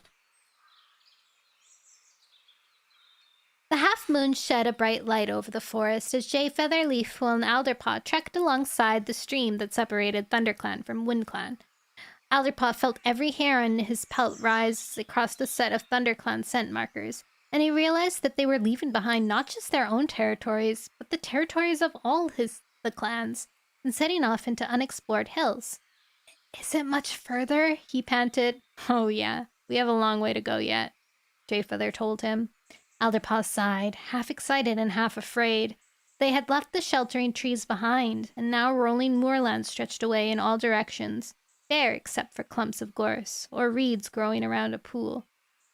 How did the medicine cats know to come up here to the moon pool? Alderpaw asked. Actually, I was the cat who found it. Leafpool sounded slightly embarrassed. Spotted Leaf, she was a ThunderClan medicine cat many seasons ago when Firestar first came to the forest, came from StarClan to show me the way. Wow, that means you're really special, Alderpaw mewed admiringly. Leafpool ducked her head. Not at all. Just the right cat in the right place. Besides, lots of cats gathered at the moon pool before the clans ever came to the lake. Will we meet them? Elderpaw blinked nervously. You may meet them in StarClan, Leafpool replied, but they left this place many, many seasons ago. Elderpaw shivered. That's weird. The journey to the moon pool seemed to take forever. Then, scrambling up a steep slope, Alderpaw began to realize he could hear the sound of falling water from somewhere up ahead. We're almost there, Leafpool told him. Leafpool kept climbing upwards, and Alderpaw padded after her. Jayfeather brought up the rear, glancing back to make sure he was okay. Alderpaw was impressed to notice how he set his paws instinctively in the right places. It was as though he knew this path so well that he didn't need to see it. Before they reached the top of the slope, Alderpaw heard a yowling cry coming from way back behind them. He paused and looked back to see all the other medicine cats, tiny in the distance, making their way along the path. We'll wait for them, Leafpool mewed, standing at Alderpaw's shoulder. As the other cats drew closer, Alderpaw could pick out each one and recognize them. Kessler Fright, the molted gray Tom from WindClan, was in the lead. Mothwing followed beside him, with her apprentice, Willowshine, beside her. Last of all came Little Cloud. The old Tom was obviously finding the climb strenuous, and he stood panting when he reached the place where Alderpaw and the others were waiting.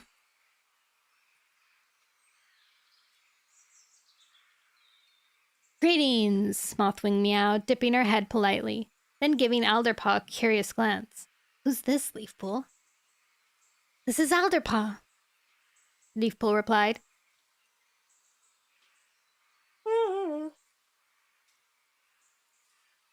He's our new apprentice.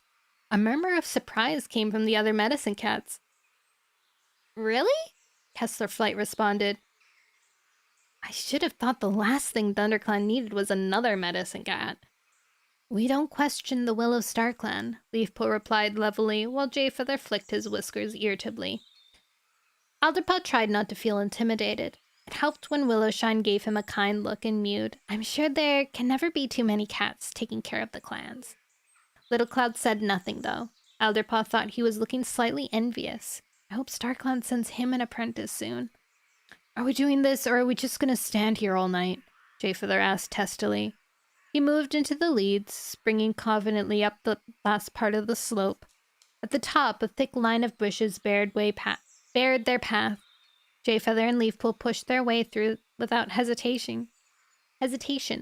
Alderpaw paused for a moment, then struggled through the stiff branches, pausing to shake his coat when he emerged on the other side. Then he looked up, and he drew in his breath in a soundless gasp of astonishment. In front of the line of bushes, the ground dropped away into a deep hollow. A spring of water gushed from the rocks opposite, plunging down through the moss and ferns into a pool. The surface of the water glittered with the broken reflections of moon and stars. Alderpaw thought he had never seen anything so beautiful. It's amazing, isn't it? Willowshine murmured, emerging from the bushes at his side. I'll never forget the first time I saw it, and it still takes my breath away. Leafpool and Jayfeather had already begun to pad down the spiraling path that led to the pool. Alderpaw followed them, awestruck as his paws slid into the impressions made by those ancient cats long ago. His pelt tingled. The ancient cats who had left many, many seasons ago. The other medicine cats followed him down the path and gathered at the edge of the pool. Leafpool beckoned Alderpaw to come and stand beside her. Alderpaw, she meowed, is it your wish to share the deepest knowledge of StarClan? As a ThunderClan medicine cat, this is it, Alderpaw thought. It is. he replied, his voice sounding as if a claw were scratching in his throat.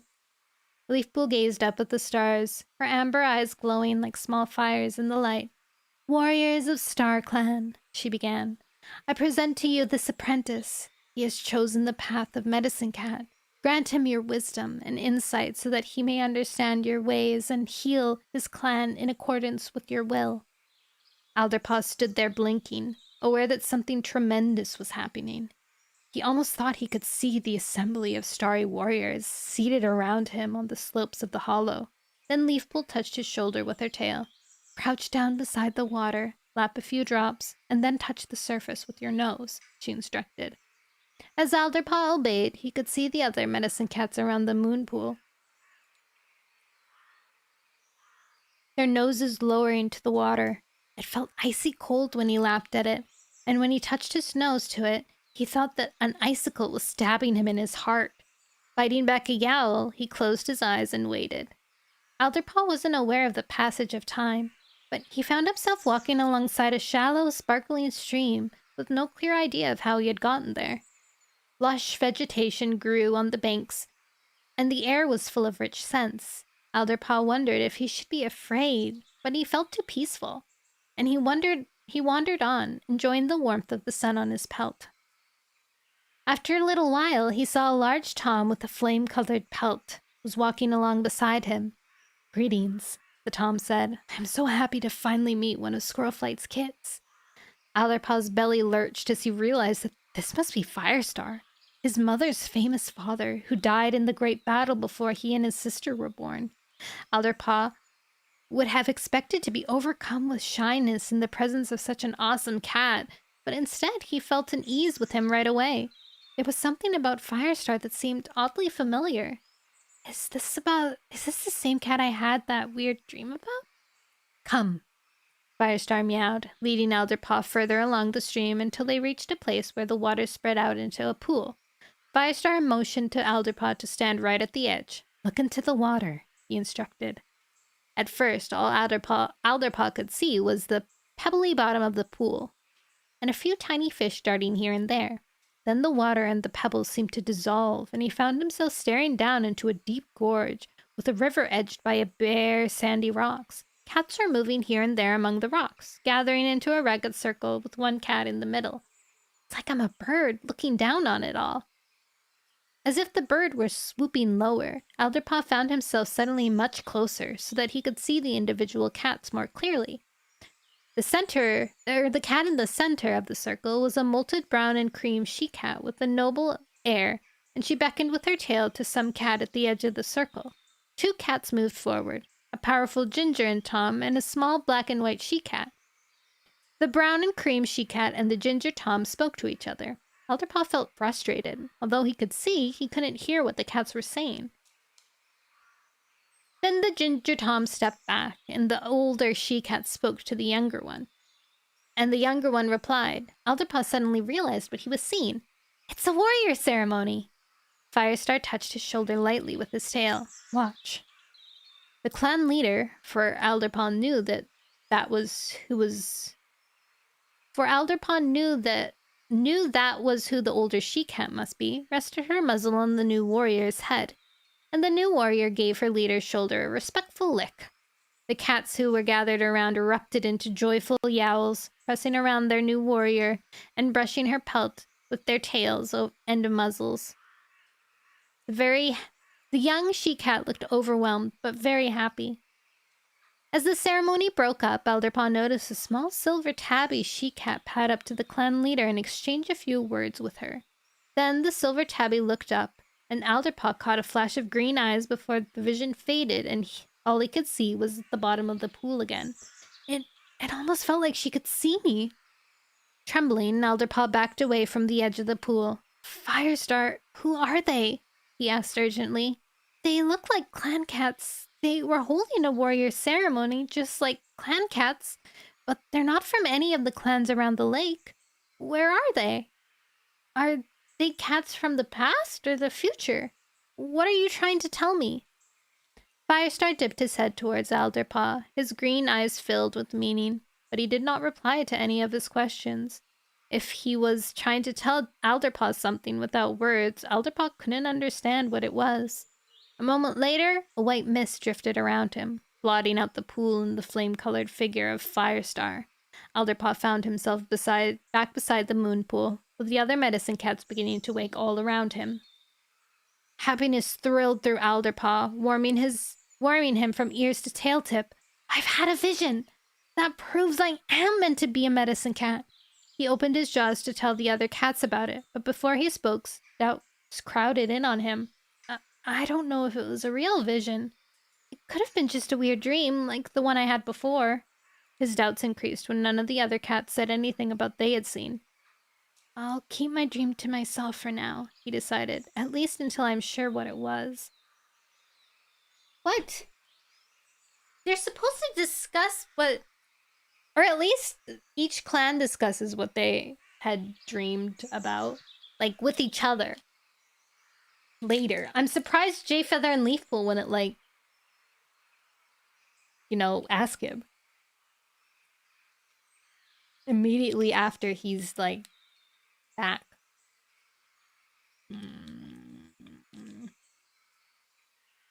Hi, Eagle.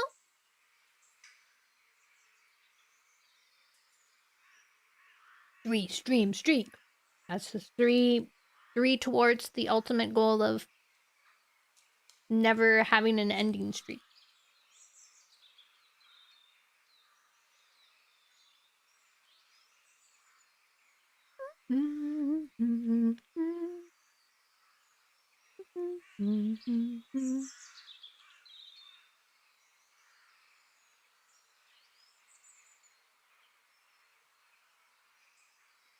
Is Elderpaw the name of Alderpaw? A-L-D-E-R paw. Alder. Aw, man, what do you mean? Oh, Elderpaw is a funny name. Could you imagine being born and you're called Elderpaw?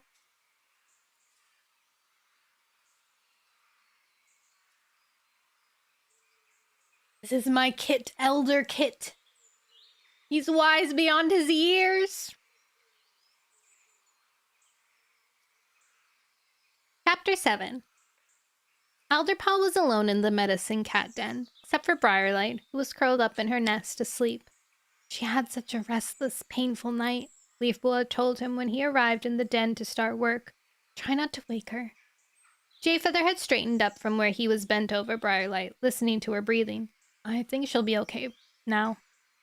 We're going into the forest to collect herbs, he added to Alderpaw.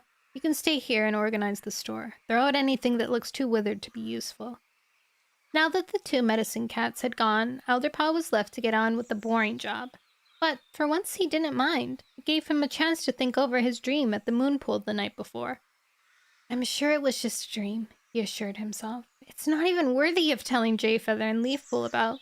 They'd think I was crazy. Instead, Alderpaw had decided to make himself useful. In the last few days, he had felt he was actually starting to get the hang of being a medicine cat. Maybe I'll be a good medicine cat after all, he told himself. Or at least I'll be good enough. Absorbed in separating the catmint from the tansy and in picking out the wrinkled juniper berries that had lost their healing juices, Alderpaw was starting to hear the paw steps of another cat approaching the den. He turned to see Cherryfall brush back the bramble screen and limp inside. Hi, he mewed, pointing with his tail at Briarlight and signaling to Cherryfall to keep quiet. He was glad to see her, though he didn't like the pained expression on her face. Is anything the matter? It's my paw, Cherryfall replied, holding it up. It hasn't healed yet, and it's still painful. Could you take a look at it? Sure, Alderpaw responded, but it's early days for it to heal. With a sigh of relief, Cherryfall lay on her side in a nest of moss and fern and stretched out her injured paw. Alderpaw examined it, giving it a good sniff and noting that the wound was clean and hadn't started bleeding again. He was especially careful to look for signs of infection that Jayfeather had told him about. It's not red, and it's not hot to the touch. It's not infected, he told Cherryfall. It's just a deep cut, and it's taking time to heal. He hesitated, then added, "That's normal." "I'm glad it's not serious," Cherryfall meowed. "But is there anything you can give me to help the pain? It isn't terrible, but it's distracting me, and I want to get back to warrior duties." Alderpaw padded back to the store and began to look through the herbs, touching each one and trying to remember what they were for. There were a lot of different kinds, but he knew what he wanted to find. He was sure that comfrey root was what Cherryfall needed. He remembered chewing up the root for Apollos when they first brought Cherryfall back to camp, and Jayfeather had told him that comfrey root helped soothe pain of a wound. Soon he spotted the pile of black roots and bit off a piece, remembering the tangy taste from the last time he chewed it into Apollos. When it was mashed up fine, he spat it out and spread it on Cherryfall's wound. Cherryfall's pained expression faded, and a look of relief spread over her face. Alderpaw watched her carefully, thinking how important it was for a medicine cat to be aware of how other cats were feeling. "I think it's already starting to work," Cherryfall mewed. After a moment, "Thanks, Alderpaw. I'm so glad to get rid of the pain." "It's nothing," Alderpaw mumbled, embarrassed. Cherryfall got up, keeping her injured paw off the ground, and touched her nose to Alderpaw's ear.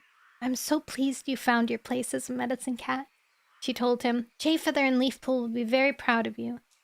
Alderpaw watched Cherryfall as she left the den, feeling his pelt tingle with pride at her words. "I've treated my first injury all on my own." Voices sounded from outside the den, and Alderpaw realized that Jayfeather had returned. He couldn't hear what he and Cherryfall were saying, but he could guess.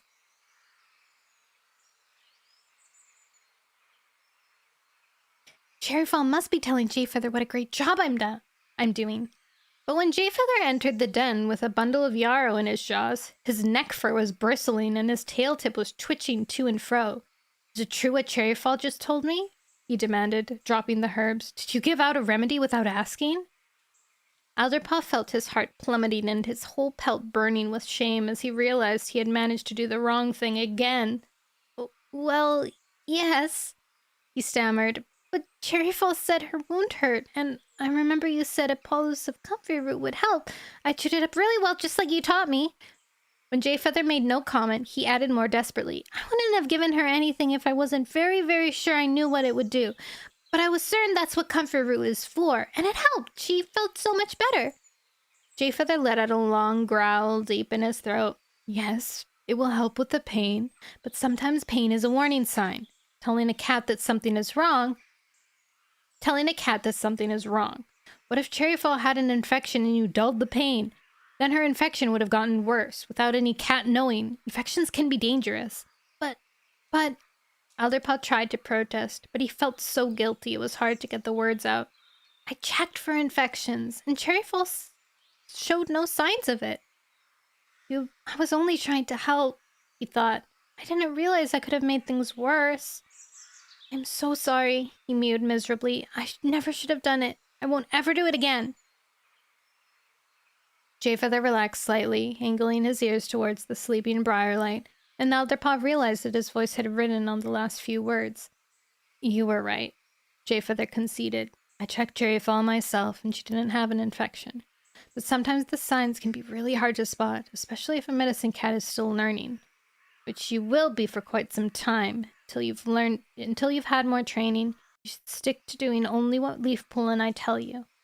Alderpaw bowed his head. "Okay, Jayfeather." "So for now," Jayfeather went on more briskly, "you can get some mouse bile and go do the elder's ticks." Alderpaw stifled a sigh. "Yes, Jayfeather." When Alderpaw reached the elder's den under the hazel bushes, carrying a twig with a ball of bile-soaked moss dangling from the tip, only Sandstorm was there. Hi, she mewed, a friendly look in her green eyes. "I'm glad to see you. Graystripe and Millie have gone for a walk, and Birdie is sunning himself somewhere. I've got a huge tick on my shoulder, just where I can't get at it." Alderpaw parted Sandstorm's fur to find the tick, then dabbed mouse bile on it. This time he couldn't suppress a sigh. To think that he was back on tick duty, just as if he had never become a medicine cat apprentice. Sandstorm wriggled her shoulders gratefully as the tick fell off. "That's much better, Alderpaw. But there's something wrong, isn't there? Would it help to tell me about it?" Alderpaw shook his head, embarrassed that he hadn't hidden his feelings. Sandstorm brushed her tail along his side. There's no shame in being sad sometimes, she mewed. No reason not to show it. And besides, she let out a faint meow of amusement. You're not very good at hiding it. Her joke made Alderpaw feel a little better. He kept searching her fur for more ticks as Sandstorm went on, talking to him in a gentle voice. You're my kin, and you should feel comfortable telling me things. Maybe I can help. And as the others aren't here just now, it can stay just between us. Alderpaw relaxed. He dabbed Mouse Bile on the tick he had just found, then set the twig down. I gave Cherry Fall a bolus of comfrey root when Leafpool and Jayfeather were out, he confessed. Jayfeather was furious. Wow, Sandstorm exclaimed. What a dreadful thing to do. Bramblestar will certainly throw you out of the clan. For one horrible moment, Alderpaw thought she meant it. Then he realized that she was joking. You shouldn't feel bad, the old she-cat went on more seriously. You were trying to do your best, and you deserve praise for that. Now you'll know better for next time. Being an apprentice is all about learning and growing, and aren't you lucky to have the opportunity? And to have Leafpool and Jayfeather, such wise cats, to guide you? I don't want to disappoint them, Alderpaw stammered. Did Jayfeather seem upset? Sandstorm asked him. I don't mean cranky. Jayfeather is always cranky, but upset. Alderpaw thought about that for a moment. No, he meowed at last. He didn't. Because he just wants you to learn, the ginger she-cat went on. And you're doing that. You shouldn't expect to understand everything right away. You're thoughtful and cautious, and that will serve you well as a medicine cat. She really knows me so well, Alderpaw thought, beginning to feel a bit better. It's so good to have older, wiser cats give me advice. Is anything else bothering you? Sandstorm asked after a moment. Alderpaw's mind flashed back to the strange vision at the moon pool. I'm almost sure it was just a dream, but what if it was more? Sandstorm's guidance had inspired him, and the encouraging look in her eyes made him want to confide in her. Something happened last night at the moon pool, he began, and went on to tell her about his meeting with Firestar and how he had watched the unfamiliar clan in the water of the pool. It was so strange, he told Sandstorm. These other cats seem to live in a rocky gorge with a river running through it. Sounds like Sky Clan.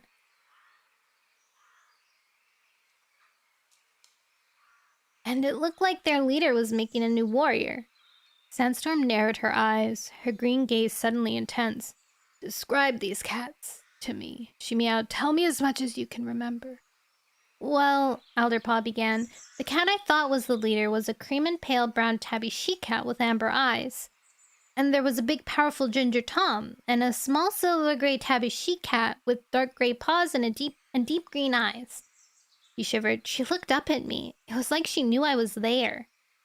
Sandstorm jumped to her paws, her pelt bristling with excitement. I know those cats. They sound like Leafstar and her deputy, Sharpclaw. And the small silver tabby is Echo Song, their medicine cat. That's really weird, Alderpaw murmured. Why would I dream about real cats I've never met? Never even heard of? Sandstorm's green eyes glowed. That wasn't a dream. It was a vision. Italian person. What? There will be no invading in our world. Okay, I'm gonna keep reading. Pasta! Maybe that's true. Pasta invasion. Really? Alderpaw began to share the older cat's excitement. So, who are the cats that I saw? They are from another clan, Sky Clan, Sandstorm replied, and they may need our help. Alderpaw gaped at her. There was another clan he'd never heard of? Thank you for the hydrate!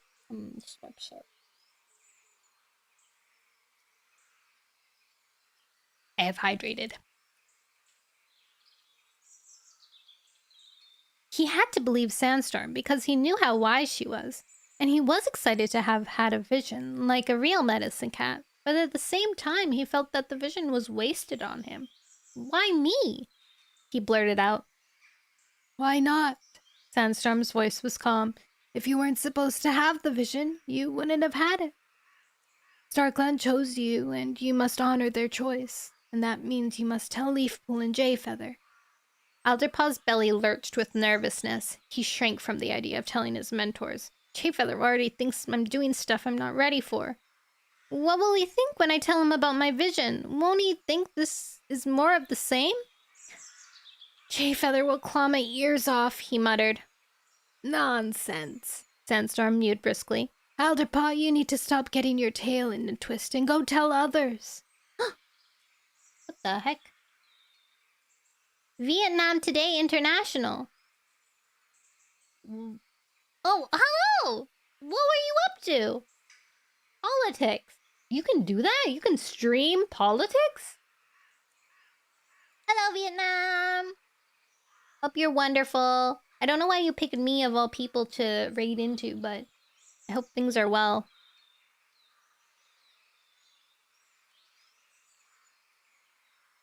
Politics? Oh, Kurt. I don't know how to pronounce her name. That would make sense that she would do it.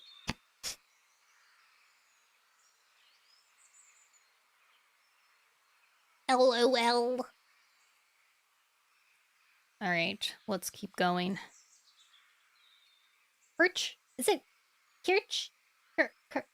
Kirchy? Kirch? I always pronounce it as Kirch in my head, but maybe it's Kirch. Kirch. Something like that. Alderpaw's paw steps dragged as he headed across the stone hollow to the medicine cat's den. By the time he reached it, Leafpool had returned and was bending over the sleeping Briarlight. I need to talk to you about something important, he began. Jayfeather twitched his whiskers. What now? Leafpool flicked his ear with her tail. Of course you can talk to us, Alderpaw, but let's go outside. Briarlight just woke up and ate something, and she's sleeping now again. And I don't want her disturbed.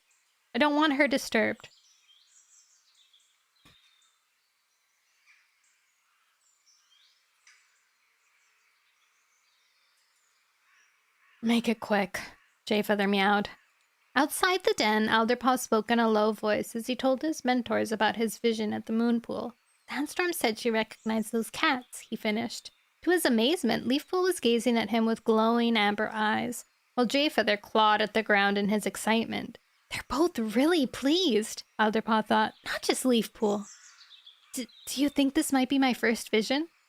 He asked. No, Jayfeather responded. This wasn't your first vision. Remember when the medicine cats were given the prophecy from StarClan? Didn't I see you there? Alderpaw gazed at him in wonder. Maybe he really had seen Firestar before. That was a vision? Jayfeather rolled his eyes. StarClan give me strength. Yes, it was a vision, Leafpool replied, and that's why it was clear to us that you should become a medicine cat apprentice. Alderpaw, StarClan obviously has big plans for you. Alderpaw found that hard to take in. He felt so excited that he was tingling from nose to tail tip, and his claws flexed in and out. I wasn't chosen to be a medicine cat just because I was a terrible hunter. I was chosen because I have these special powers. Bro, you don't have any special powers right now. We'll have to go and discuss this with Bramblestar, Leafpool announced. Good. Alderpaw meowed, turning towards his leader's den. I can't wait to hear what Bramblestar thinks about this.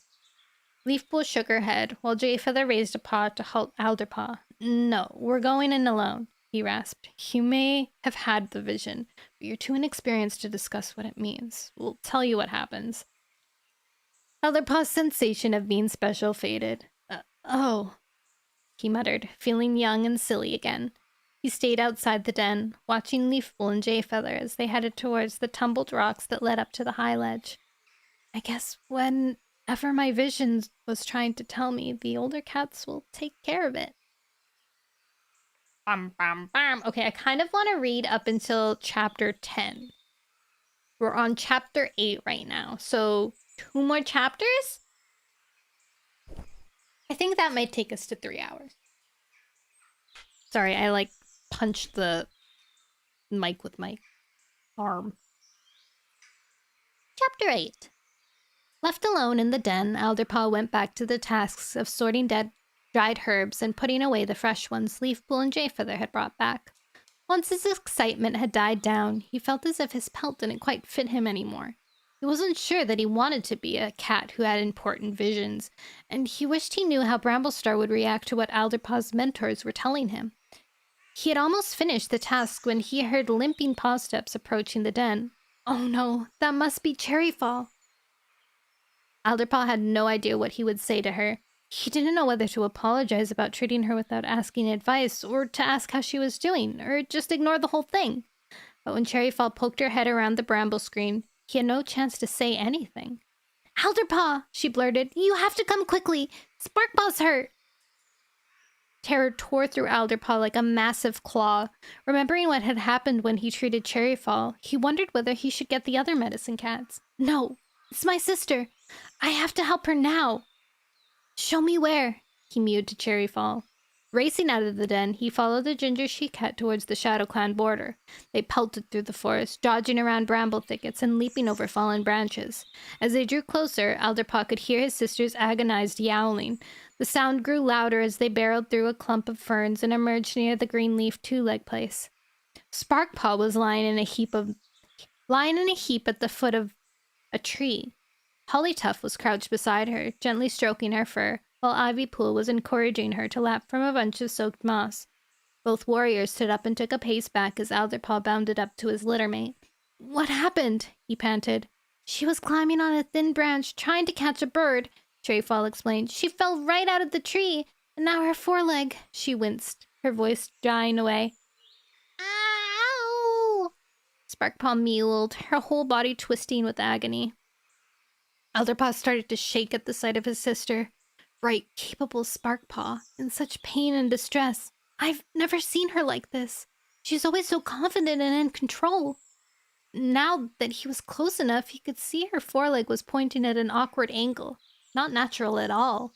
His heart pounded as he remembered Purdy telling him a story about Cinderheart, how she had fallen from a tree and broken her leg, and how she had to spend moons in the medicine cat's den before she could use it again. "Please, Starkhan, don't let that happen to Sparkpaw."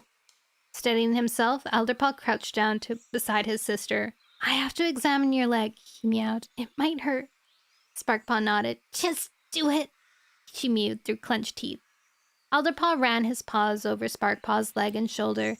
At once relief watched over him, like a warm tide. "It's not broken, only dislocated, and I know how to fix that." Leafpool had taught him what to do, telling him of when the same thing had happened to Berrynose when he was out hunting and had fallen over the edge of a rocky bank. Suddenly, Alderpaw felt much more confident. "Don't worry," he reassured Sparkpaw. He tried to sound sure of himself, even though his paws were shaking. "You're gonna feel much better very quickly." As he spoke, he saw Ivypool lean closer to Hollytuff and heard her whispering, "Does he really know what he's doing?" Hollytuff just shook her head uncertainly. Alderpaw hesitated for a moment. "Do I know?" Then Sparkpaw let out another yowl of pain, and he gave himself a mental shake. "Cherryfall," he directed. "Put your paw on her shoulder, just there. Ivypool and Hollytuff, keep her hind legs still. Don't worry, Sparkpaw," he added. "It'll be all over in the time it takes for you to catch a mouse."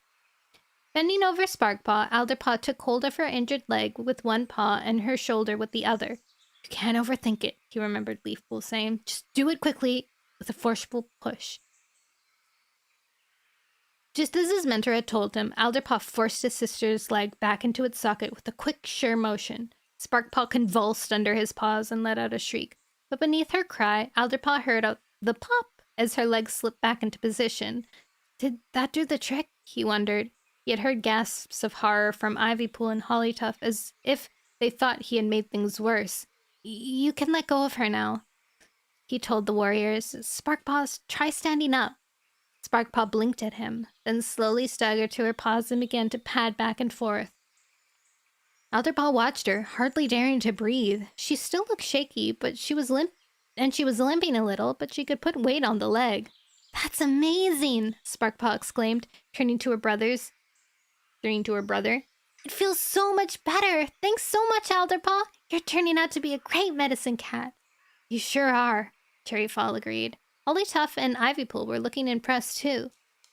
Alderpaw licked his chest for an embarrassment as they congratulated him, though he reveled in the looks of approval. I'd better get back to my herbs, he mused shyly. Sparkpaw, you need to have Holly Leafpool or Jayfeather check out when you get back to camp. Alderpaw felt like his paws were hardly touching the ground as he padded back through the forest. I treated Sparkpaw's injury, and she's okay! Then he passed the old two-leg path, and he realized with a start that he had left without permission. His pelt prickled with anxiety. Though, as he drew close to the camp, he tried to throw off his worries. Maybe I can sneak back in without any cat noticing? But as he rounded an old tree stump and came within sight of the thorn barrier, he spotted Bramblestar waiting for him beside the entrance to the tunnel. Oh no. Alderpaw thought, Am I in trouble again? I shouldn't have left camp. And didn't Jayfeather just tell me I shouldn't be doing anything without asking him or Leafpool? I'm sorry, I'm really sorry, he burst out as he bounded up to Bramblestar. I don't know what you're apologizing for, Bramblestar interrupted with a confused look. I'm not here because you're in trouble. I need to talk to you because Jayfeather and Leafpool have told me about your vision. Startled, Alderpaw stretched his eyes wide. In all the stress of helping Sparkpaw, he had forgotten that his mentors were discussing that with Bramblestar. Let's sit over here. Bramblestar pointed with his tail at a shady spot underneath an arching clump of ferns. When both cats were comfortably settled, he went on. We think the vision means that you've been chosen for a very special quest. Alderpaw felt warm all over at the look of pride in his father's eyes, so that at first he didn't really take in what was being said. So, you must leave ThunderClan and go on this quest, Bramblestar added. Wait, a quest?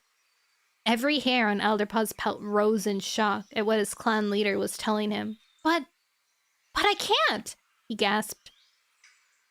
Bramblestar curled his tail around to rest it on Alderpaw's shoulder. StarClan wouldn't have sent you the vision if you weren't ready, he meowed. We believed this vision you had was about the prophecy. As Sandstorm told you, the cats you saw are from another clan called Sky Clan. Since the prophecy mentioned the sky clearing, we think that they may be in trouble. Jayfeather, Leafpool, and I agreed that you must go on a quest to find them. Jeez, that's far away. Alderpaw realized that he was gaping like a blackbird chick waiting for food. He tried hard to speak calmly and to ask sensible questions that would help him understand. Sandstorm told me that the cats I saw belonged to Sky Clan, he began, but I don't see why they should need my help. How am I ever gonna find them? It's a long story. Bramblestar sat erect, with his tail curled around his paws, and looked down at Alderpaw. It began many, many seasons ago, in the old forest.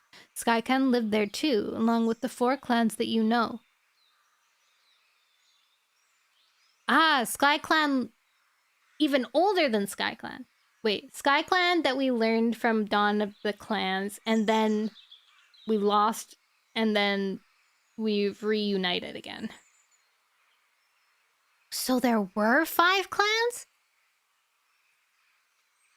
Alderpaw breathed out. Yes, but Sky Clan lost their territory because Two Legs took it to build their own nests, and the other 4 clans refused to share their territory that was left. They drove Sky Clan out of the forest. Oh my god, was Clear Sky part of that? That's rough, buddy. That's so unfair, Alderpaw exclaimed indignantly. Bramblestar bowed his head. The remaining clans were ashamed of what they had done, and afterwards they never spoke of Sky Clan. Eventually all memories of them was lost. Then what happened to Sky Clan? They traveled a long way to find, and finally came to the gorge where you saw them. Their clan thrived there for a while, but at last they were driven out. Oh wait, sorry, where I was. But at last they were driven out and scattered. So what I saw was a vision from the past? Alderpaw asked. His pelt was growing hot with anger at what SkyClan had suffered, and he dug his claws hard into the ground. Bramblestar shook his head. Back in the old forest. It was about the time that I became a warrior. Firestar was visited by the spirit of SkyClan, by the spirit of the SkyClan leader who had led his clan out of the forest. He charged Firestar with a quest to find the remnants of SkyClan and restore it. Wow, and Firestar really did it? Sandstorm went with him. That's a lie. Wait, is it? No, she did go with them at the end. And she can tell you everything that happened, Bramblestar replied. But in the end, yes, they restored SkyClan and left the cats living by the warrior code in the gorge. So that's how Sandstorm recognized the cats I saw. Alderpaw meowed. Their leader, Leafstar, and the deputy Sharpclaw, and what was the medicine cat's name? Oh, Echosong. That's right, Bramblestar responded. I believe that SkyClan may need our help again. But listen, Alderpaw, what happened to SkyClan is such a secret that only 3 living cats know about it. Sandstorm and me, and now you. That means we can't tell any cat what your quest is really about. Not even Leafpool and Jayfeather. What? Technically, he already told them, though. Alderpaw stared at him, so stunned for the moment that he couldn't get any words out. You mean, he stammered at last. You mean there's a part of warrior history so secret that even the medicine cats don't know about? Bramblestar nodded. Only you and I and Sandstorm know the truth. Alderpaw took a moment to think about that. Why does it need to be a secret? He asked. Isn't it sort of dishonest to lie about the quest?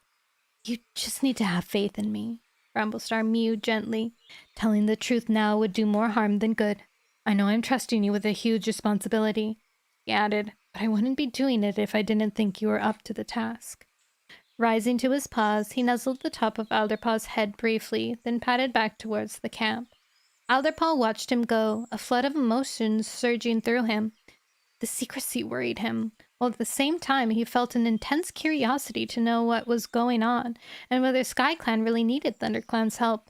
His anxiety that he might not be good enough to be entrusted with the task warred with the pride he felt that Bramblestar believed in him. Warred with, like war. Maybe Sparkpaw's right, he thought. She's always telling me that I overthink things. I'm just gonna focus on my father's faith in me, he decided at last, and hope that all the rest will fall into place.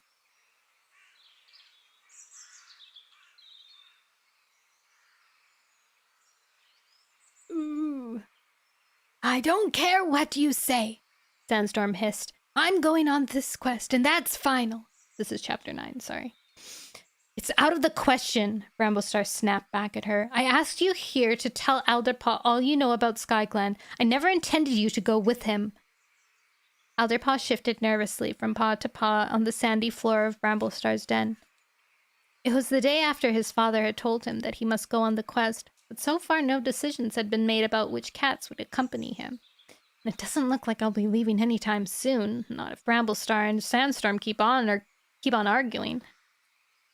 He had always believed that the two cats got along well together. Now they looked furious enough to claw each other's pelts off. Then you may be clan leader, but you're acting like a mouse-brained apprentice. Sandstorm's neck fur was bristling with anger. I'm the only enough. Bramblestar lashed his tail. Sandstorm, you're an elder. You've made your contributions to the clan, and it's been a magnificent contribution. Now you deserve to have the rest of us take care of you. I want you safe in camp, not trasping about in unknown territory. That's exactly the point. Sandstorm's voice grew quieter, the words forced out through clenched teeth. Alderpaw was glad she wasn't glaring at him like she was glaring at Bramblestar. I'm the only living cat who has any idea how to find SkyClan's camp. And I'm the only one who has met the cats of SkyClan before. They're more likely to accept me than cats they've never laid eyes on. As she spoke, the anger in Bramblestar's face was fading, replaced with a thoughtful expression. I understand, he began uncertainly, but elders just don't. He broke off at the sound of a patter of paw steps approaching up the tumbled rocks. Alderpaw turned to see Squirrelflight at the entrance of the den. Bramblestar and Sandstorm exchanged a swift glance, and Alderpaw realized that Squirrelflight didn't know about SkyClan either. All the hunting patrols have gone out, she reported. I wanted to ask which warriors you've chosen to go with Alderpaw. You'll need a strong group of cats. I don't know where his paws will lead him, but I do know there'll be danger. I will be going with him, Sandstorm announced, before Bramblestar could reply. Her green gaze flashed with triumph when Bramblestar reluctantly dipped his head in agreement, but Squirrelflight's expression was horrified. Sandstorm, you can't! She exclaimed. It's bad enough having to let Alderpaw go. Do you think I want my kit and my mother off on a dangerous quest together? I couldn't bear it. Dangerous? Alderpaw thought, feeling more nervous still. Squirrelflight, it'll be fine. Sandstorm meowed. I may be old, but I'm still strong. And Alderpaw will be in a lot less danger if I go with him. I hate to admit it, but she's right. Bramblestar agreed. Squirrelflight glanced sharply from her mother to Bramblestar and back again, her green eyes glittering. Is there something you're not telling me? She demanded. You have to trust me, Bramblestar responded. A few tense heartbeats passed while Squirrelflight held Bramblestar's amber gaze. Then she sighed, her tail drooping. I suppose I do. Without further argument, Bramblestar led the way out of the den and onto the high ledge. Squirrelflight stayed by his side, while Sandstorm and Alderpaw picked their way down the tumbled rocks to the floor of the camp. Let all that's not an old person. Let all cats old enough to catch their own prey join here beneath the high ledge for a clan meeting. Bramblestar yowled. All the cats in the clearing turned towards the high ledge. Leafpool and Jayfeather emerged from their dens and sat side by side in front of the bramble screen. Lilyheart and Daisy appeared from the nursery and settled themselves near the entrance, while Lilyheart's kits play wrestled around their paws. Cloudtail, Brightheart, and Dovewing slid out from the warrior's den and took their places at the foot of the rocky wall. Purdy broke off a story he was telling Snowbush and Ambermoon. I'll finish the rest later, he promised as he padded off to flop down beside Graystripe and Millie near the Elder's den. Alderpaw looked around for Sparkpaw and spotted her emerging from the thorn tunnel with Cherryfall and Molewhisker. She's hardly limping at all, he told himself with a burst of pride. I did a good job.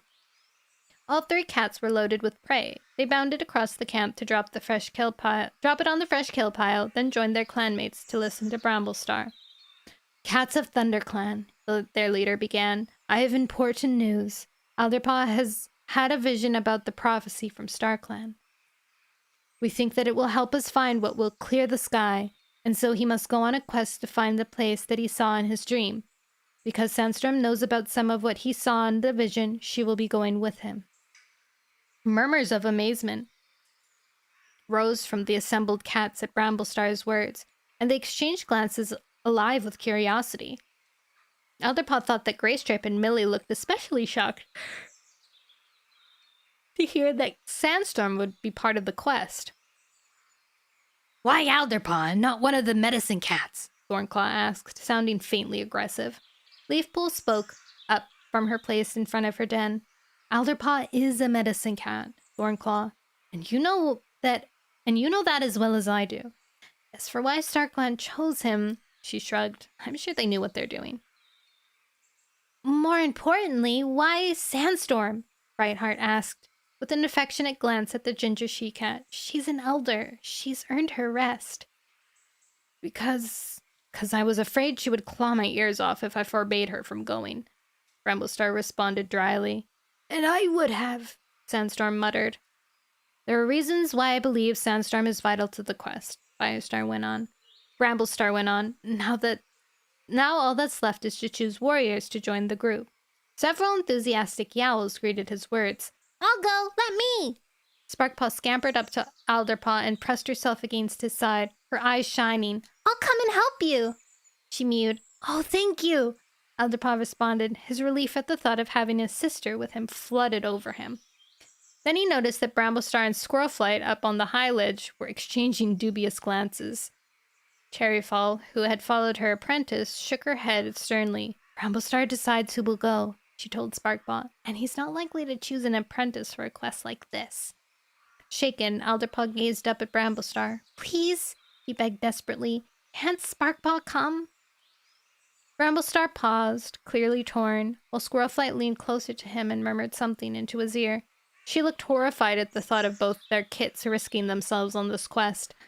The clan leader and his deputy spoke together quietly for a few heartbeats. Then Bramblestar turned back to the cats in the clearing. Very well. he mewed. Sparkpaw may go with you. And in that case, he added, raising his voice to be heard above Sparkpaw's squeal of triumph, Cherryfall and Mulewhisker will join the group as well. The two cats exchanged delighted glances. You leave at dawn tomorrow, Bramblestar finished, and may StarClan light your path. Ooh, Ash! Alderpaw, come on! Wake up! Sparkpaw's voice seemed to come from a long ways away. Alderpaw opened his eyes, blinked blearily, and made out her face right next to his, her green eyes gleaming in the shadow of their den. Wake up! She repeated, prodding him hard in the side. It's time to go! This is your quest, Mousebrain, and you're still asleep! Alderpaw stretched his jaws into a massive yawn and staggered to his paws. He had lain awake for so long the night before, thinking about the quest, that it felt like as if he had only been sleeping for a heartbeat. Following Sparkpaw, he scrambled through the ferns that shaded the Apprentice's den and headed out into the clearing, holding his head and tail high to hide how nervous he felt. The dawn air was damp and chilly, striking deep into Alderpaw's fur. Above his head, the sky was washed with the pale light of dawn, and a faint breeze was rustling the trees on top of the hollow. It seemed to Alderpaw that the whole of ThunderClan was out in the clearing. Most of them clustered around the medicine cat's den. Their excited murmurs sounded like the buzzing of a whole colony of bees. Alderpaw and Sparkpaw pushed their way through the crowd to join Jayfeather and Leafpool outside their den. Cherryfall, Mulewhisker, and Sandstorm were already waiting there, and Leafpool was distributing small leaf wraps of herbs to them. There you are, Leafpool mewed to the two apprentices. Alderpaw had expected to be scolded for being late, but for once Jayfeather sounded friendly. Come and have some traveling herbs. Leafpool set down 2 more leaf wraps in front of Alderpaw and Sparkpaw. Alderpaw delicately separated the herbs with one paw, studying them carefully. That's sorrel to quench thirst. Jayfeather identified the herbs before sniffing at each one. Daisy to keep your joints supple, and, he broke off, then added, I guess you know all this. You're really starting to learn your herbs. Chamomile to ease tiredness, and burnet for strength. Alderpaw identified the other 2 happy herbs in the mixture. The other 2 herbs in the mixture. He was happy at Jayfeather's praise. He and Leafpool have been treating me differently since they talked to Bramblestar about my vision, he reflected. It's almost as if they know about... They think there's more to the quest than they know about, and they believe I know the truth. He suppressed a shiver, and of course, I do know. Thank you for the follow, Merlin Tira. Jayfeather nodded at Alderpaw's accurate description. Good. We give these herbs to every cat who needs to travel.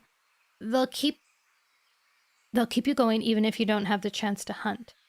They taste weird, Sparkpaw commented as she licked up her share. Jayfeather rolled his eyes, but said nothing.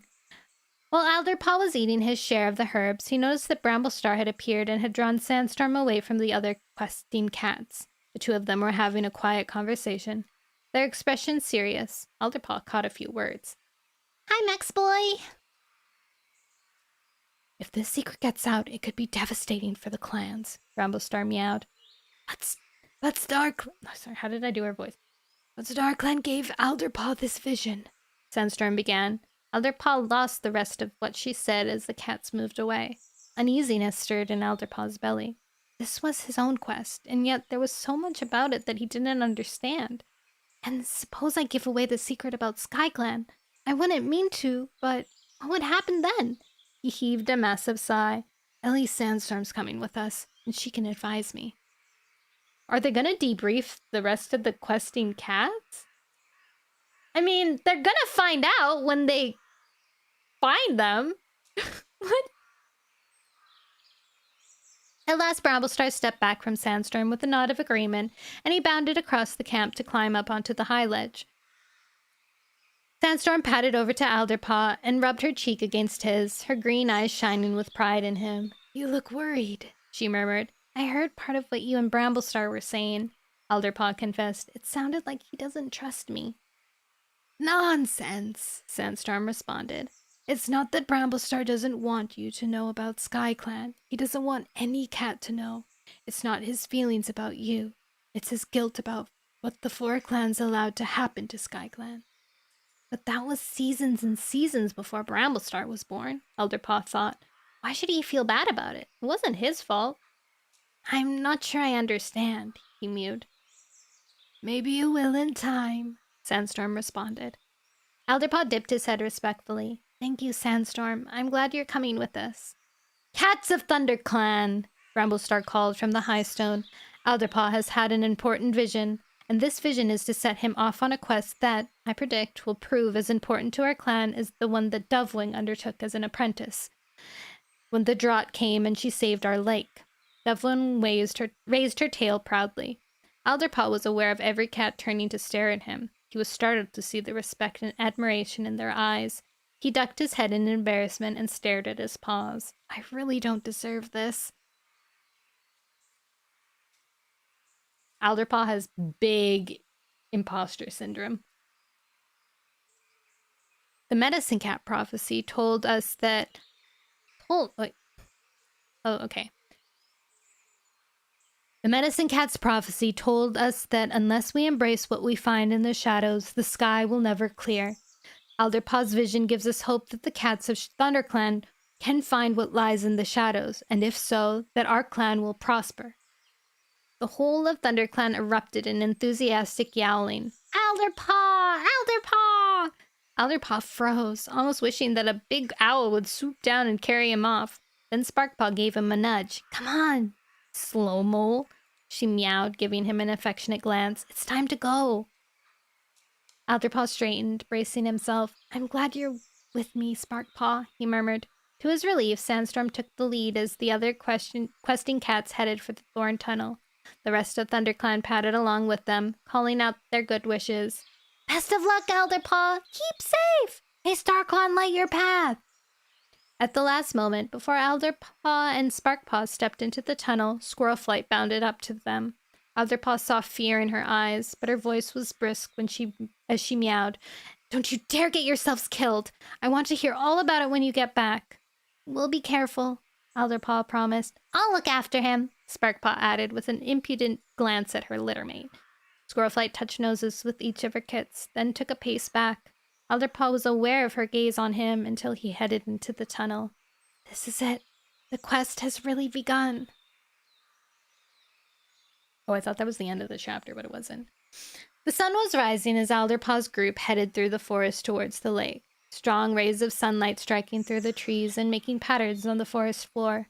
Elderpaw remembered how vast and frightening the territory had seemed when he first left the camp. Now he found it familiar and safe. How long will this quest take?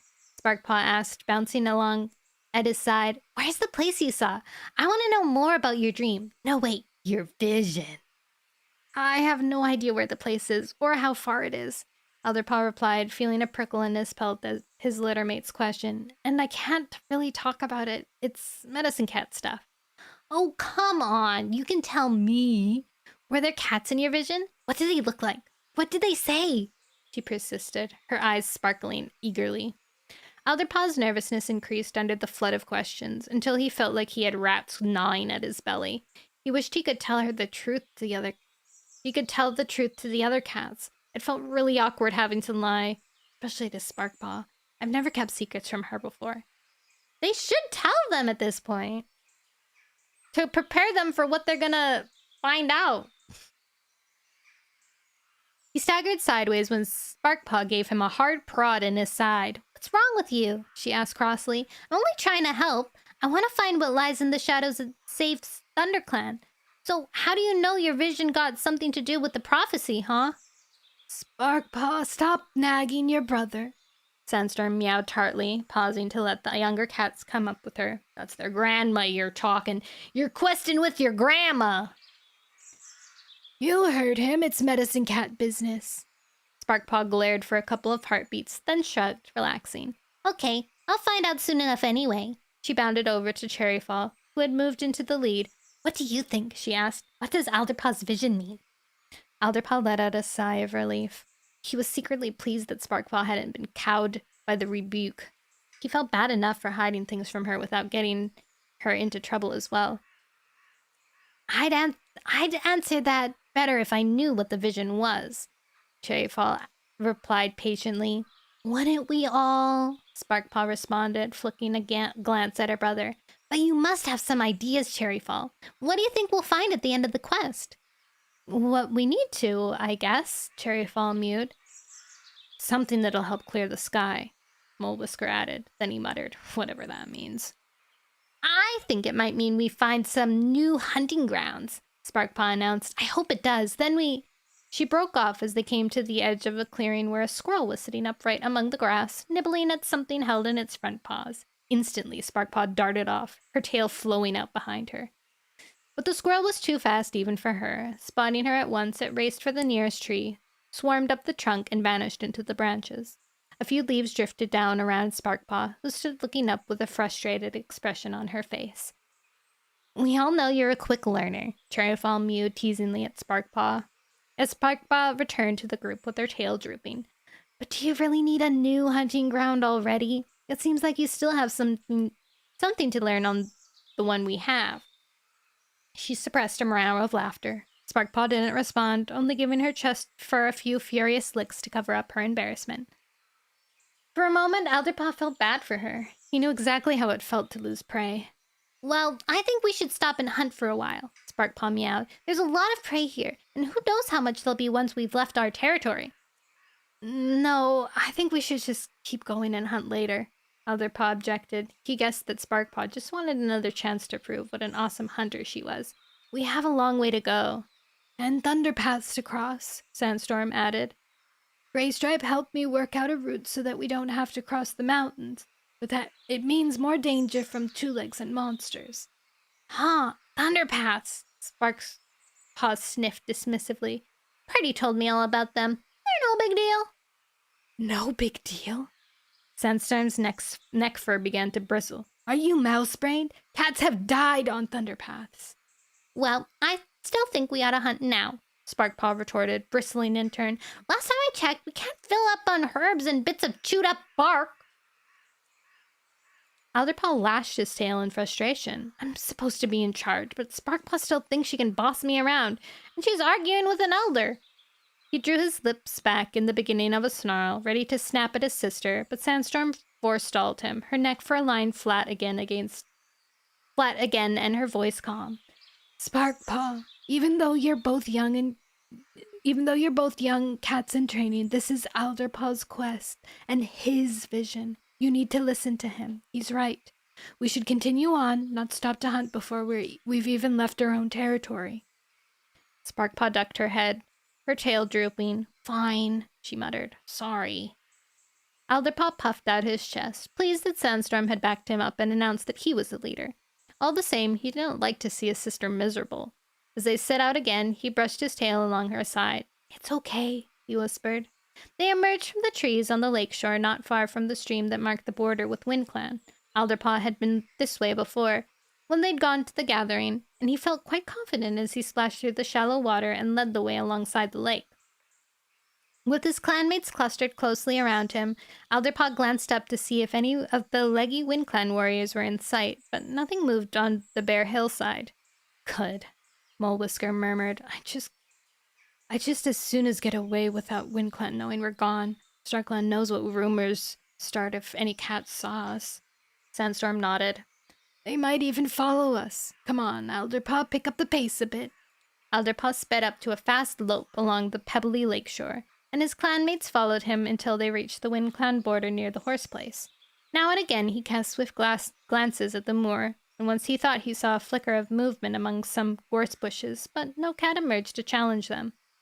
When they crossed the border and stood near the horse place, Alderpaw halted. He felt a fluttering in his belly.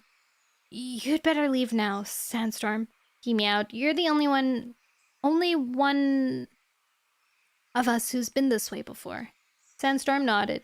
We have to climb the ridge, she responded, pointing upward with her tail to where a steep hill dotted here and there with thickets of trees led to a bare ridge many fox links above their head.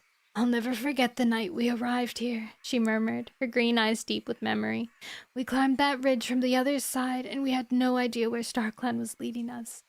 Then we reached the top and saw the lake, and the spirits of our warrior ancestors reflected in the water. She sighed. It was one of the most wonderful nights of my life. She paused for a moment, then gave her pelt a shake. Let's go. Alderpaw and the others followed Sandstorm on the tough climb to the ridge. She led them past the clustered two-leg dens of the horse place and alongside a fence made of some shiny two-leg stuff. Look! Sparkpaw whispered excitedly to Adlerpaw. Horses! Alderpaw recognized the huge animals from how Daisy had described them in the nursery. There were two of them, one dark brown and one molted gray, standing together in the shade of a tree, gently whisking their tails to and fro. They're not dangerous unless you bother them, Sandstorm mewed briskly, and they won't come to this side of the fence. All the same, Alderpaw was relieved when they left the horses behind and scrambled up the last few tail links on top of the ridge. Reaching it, he halted, his paws frozen to the ground. Wow! Sparkpaw breathed out, coming to stand beside him. I didn't know the world was so big! Gazing out in front of him, Alderpaw saw that the ground fell away sharply, sweeping down into a wide valley with stretches of woodland and what looked like a hard black snake winding across it. Beyond it were masses of trees and huddled dens of enormous two-leg place, far bigger than the one by the lake where they had gone to collect catmint, and fields and hills stretching away on every side until they became hazy with distance. A shiver passed through Alderpaw, as if he were being stabbed with masses of icicles, all at once. Glancing back, he could still see the lake with the clan territories around it, the only place he had known his whole life. Ahead, everything was unknown. It was even more frightening than his journey to the moon pool, because then he had been following a path the other medicine cats had traveled before him. Now he was taking his clanmates where there were no familiar paths. Can you see the place in your vision? Sparkpaw asked him. Her eyes were bright with excitement as she took out the vast landscape. Alderpaw peered around, trying to make out the rocks of a gorge, but it was Sandstorm who replied. Of course not. That place is much too far away. Great Star Clan! Sparkpaw squeaked. You mean there's more of it? Much more, Sandstorm told her, and the sooner we get going, the sooner we'll arrive. Come on, I'd like to cross the thunder path down there before nightfall. Alderpaw realized she meant the black snake thing. It was so different from the little thunder path that ended at the lake, separating Shadow Clan territory from River Clan. Glittering objects, which looked like tiny beetles at this distance, were speeding back and forth along its length. When we get there, Sandstorm went on, you will not cross it before I tell you. Is that quite clear? She added, with a hard look at Sparkpaw. Sparkpaw nodded, as cheerful as ever after her earlier scolding. Sure, Sandstorm. With Sandstorm in the lead, the 5 cats headed down the slope and soon came to a wide stretch of woodland. Even though it wasn't as thick as the forest, Alderpaw was grateful to be back under the shade of trees, enjoying the warm scents and the long grass under paw. Gradually, he became aware of voices from somewhere up ahead. But as they grew louder, he realized that they were not voices of cats, or any other animal he had come across before. The hairs on his pelt began to rise.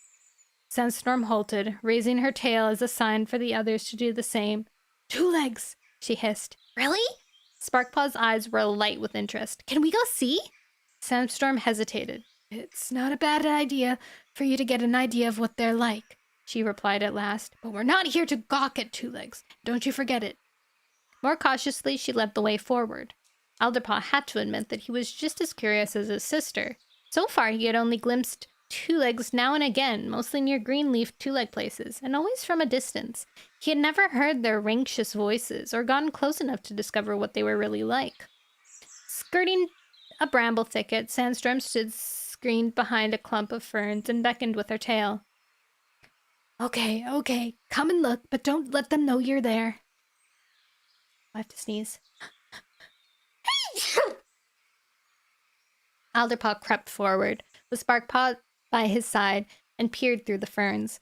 A group of 5 two-legs, all different sizes, were sitting in a clearing. Just beyond them was a stretch of ground covered by the black thunderpath stuff. With one of the glittering things, this one bright red, crouched under a tree. What's that? He whispered to Sandstorm. A monster, Sandstorm murmured in reply. They'll kill you if they catch you with those big black paws. But that one looks like it's asleep, so it's probably safe for now. So what are the 2 legs sitting on? Sparkpaw asked. They look like tree trunks, but sort of flat. Elderpaw thought that was a good description. There was a bigger flat trunk too, with big leaf wraps scattered upon it. They must have held prey because the two legs were stuffing something into their mouths. Sparkpaw passed her tongue over her jaws. I'm hungry, she complained, and whatever that is, it smells good. Elderpaw's pelt bristled with fear to see the two legs so close, to hear their harsh voices, and to pick up their weird scent. But he was fascinated, too. They have hardly any fur, he murmured. Are they sick? I remember Leafpool telling me about a sickness that made cats lose their fur, but these two legs all seem to have it.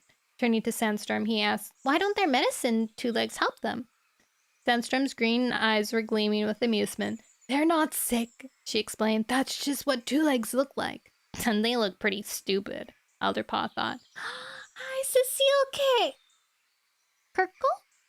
Cecile Kirkle? Hello, welcome!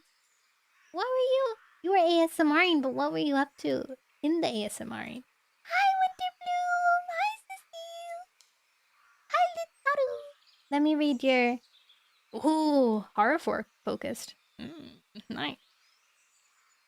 Cecile is an absolute delight. Their ASMR streams are pure magic with soothing whispers and tantalizing triggers that will send you to dreamland. But wait, there's more. They also dabble in horror games, bringing a thrilling edge to their content. Don't miss out on this incredible VTuber. Have you ever done, like, horror ASMR? That would be really cool. I wonder what you would do. You're like... I don't know what you would do, actually. But you would have to, like... I think we've just made up a new niche. Like, immediately. Campfire horror. Wait, that's so good. Like campfire scary stories? And then you could have, like, the campfire crackling? Wait, that is genius. You're so smart. You should do more of those. That sounds like it'd be really cool. And you could, like, read creepypastas. I have to go check it out. I have to go like you. I have to go follow. I feel big brain. Real. Follow. And your model looks so cute. I love blue models. And yours is like a light blue. So cute. So cute! Well, welcome in. My name is Nono Noelle. I'm the Grand Marshal of the Pop Cup Parade. We travel the world spreading hope and joy. On Wednesdays, we read Warrior Cats. So that's what we're up to today. We're reading Warrior Cats. We're on chapter 9. Oh, I just lost my spot. My bad. Oh, where was I? I clicked away.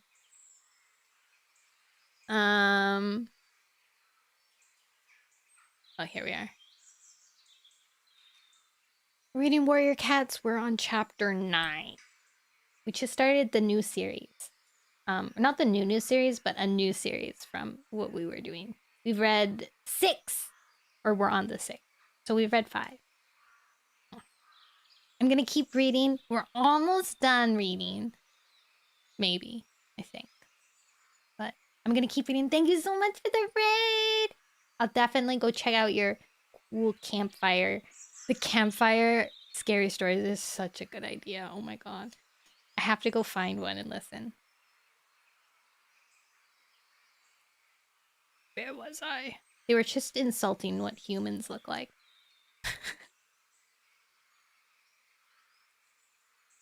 Sandstorm's green eyes were gleaming with amusement. They're not sick, she explained. That's just what two legs look like. And they look pretty stupid, Elderpaw thought, his pelt smoothing out as he wondered why he had been scared of them at all. Suddenly, the smallest two-legged kit leaped up from the flat tree, letting out a loud yowl. To Elderpaw's horror, it set off a stumbling run towards the cats, waving its forepaws in the air. Its round face was red, and crazy sounds were coming from its mouth. It's seen us! Cherryfall gasped. At the same moment, Sandstorm snapped out a command. Don't run! We'll get separated. Hide! Forcing himself to move, Elderpaw darted back to the bramble thicket and thrust his way into it. feeling the thorns rake through his pelt. He could hear Sparkpaw burrowing close by. "Starkland forsaken thorns!" she muttered. Mole Whisker's voice came from further away. "We should have known. Two Legs are always trouble." Alderpaw could hear the two-legged kit's voice rising to a shriek. Then the lower-pitched adult two-legged noises drew closer, and the ground shook with the trampling of their huge, clumsy paws. Alderpaw crouched as small as he could and hoped that all his clanmates were well hidden. "Thank you for the follow!" Or at least that's what I think. That's why they're dancing, but I can't be sure. It is! Thank you for the follow, Winter!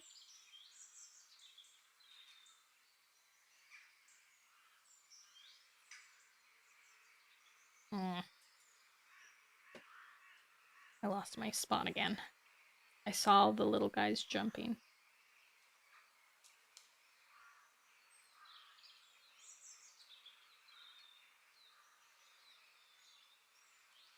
Alderpaw crouched as small as he could and hoped that all his clanmates were well hidden.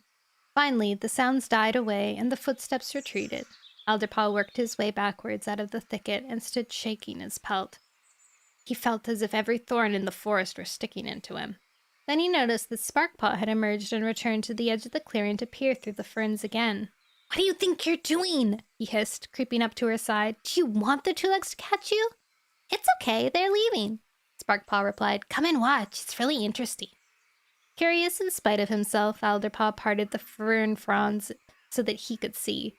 The three two-leg kits were climbing into the monster. The adult two legs were collecting the leaf wraps from the big flat tree trunk. Then they crossed the clearing and dropped them into a two-leg thing that looked like a rock with a tiny cave on top. "That's food," Sparkpaw whispered. "I can smell it, but why are they putting it there?" "Maybe that's where two legs store food," Alderpaw suggested. "I expect when they're hungry, they'll come back for it." "No." Alderpaw jumped to realize Sandstorm had padded up beside him. "That's just where two legs leave their extra food when they don't want it anymore." "How could they not want it?" Sparkpaw asked. "It smells amazing."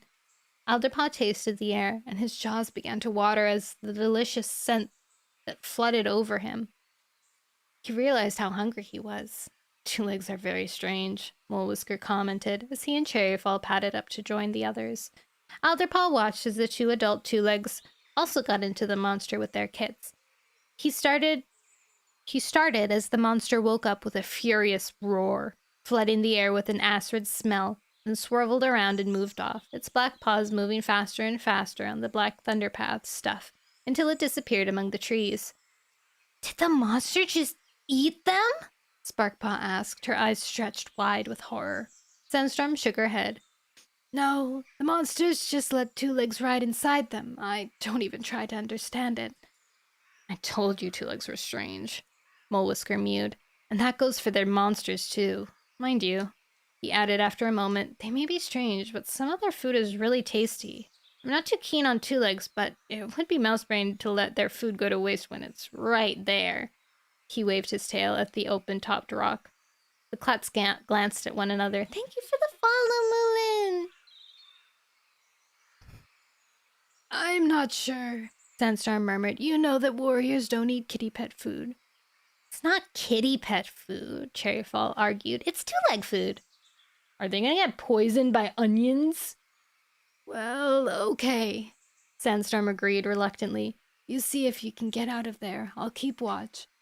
She stayed by the ferns at the edge of the clearing while Sparkpaw eagerly led the way over to the rock. Alderpaw looked up. There was shiny black stuff poking out of the cave at its top, and its sides were shiny silver with no paw holds. "How are we gonna get in?" Mole Whisker asked, sounding as if he didn't really expect an answer. "Hi!"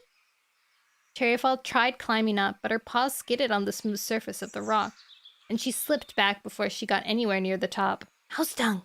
she exclaimed. "I've got an idea!" Sparkpaw's fur bristled and her tail bushed out with excitement. "Stand back, all of you!"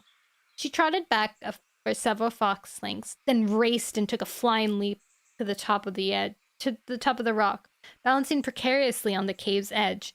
"Come down!" Cherryfall yowled. You'll fall in, and how will we get you out? I'm fine, Sparkpaw squealed. She swayed to and fro as she gripped the top edge of the cave with her paws. The rock tilted with her weight and suddenly tipped over. Sparkpaw leaped to safety as the rock thumped to the ground and masses of two-leg stuff spilled out of it. There you go, Sparkpaw panted, a smug look on her face. Easy. Mollusker put his head into the cave, two-leg leaf wraps crackling under his paws, and he emerged with a lump of something in his jaws. Alderpaw breathed in more of the enticing smell. What is it? Dunno. Mollusker mumbled around his prey. Some kind of bird, I think. Go and get some. There's plenty. Chicken! They had a rosary chicken! Rosary? Rosary? Roastery? Sparkpaw instantly followed, dragging out a huge piece of the bird. This is so big it must have been an eagle, she meowed. I'll share it with Sandstorm. Alderpaw and then Cherryfall ventured in and collected some of the prey for themselves. Thanks, Sparkpaw, Alderpaw murmured as he joined the group from beside the ferns. You're really good at hunting two-leg prey, too. Biting into a piece of his fresh kill, Alderpaw realized it tasted even better than it smelled. But as he gulped it down, he began to feel a prickling in his pelt, as if some creature was watching him. He tried to tell himself not to be stupid, but he couldn't shake the feeling. A rustling sound came from the trees. Alderpaw tensed, glancing back over his shoulder. Maybe the crazy two-leg kid came back? Or maybe the two-legs weren't really done with their food after all? But the rustling died away, and there was nothing to be seen. Alderpaw tried to pick up a scent, but the aroma of the delicious two-legged prey swamped everything else. He turned back to finish his food, trying to tell himself that he was imagining things. It's weird. I just have the feeling that we're being watched. Dun dun dun! That's a good place to end. We're on chapter 10 now. Very good progress. Yippee! Very exciting stuff happening. So it kind of seems like ever since the second series, there has been a quest in what's going on. Like they all leave at some point to go on some quest. In the after the prophecy, which was their main quest where they went to go find the lake territory. Then in Power of 3, they went to the mountains to teach them how to make clans or something. Teach them how to fight against cats. And Jay Feather was technically there to learn more about the mountain cats' past. And also technically, I guess, teach them how to be... He basically closed a time loop? Or was that in... Oh, that was in the first one. That was when they were paws. Yeah, they were paws then. Okay, so he didn't teach them how to time loop then, but he did later. He did when he was at the lake. Okay, so they did go there, but they were teaching the clans, or the tribe, how to, like, protect their borders and stuff. And then in Omen of the Stars, there was Dovewing's quest to go to the beaver area, and then Dawn of the Clans, the quest obviously to get to the forest territory, and now a Vision of Shadows, where they're going to the quest to find Sky Clan. Interesting beat that they've decided to integrate into every single one of their series. I wonder if it does that for the next series too. But usually it only takes up the first book, or the first book and maybe some of the second book, but then they're just back in their own territory with nothing else.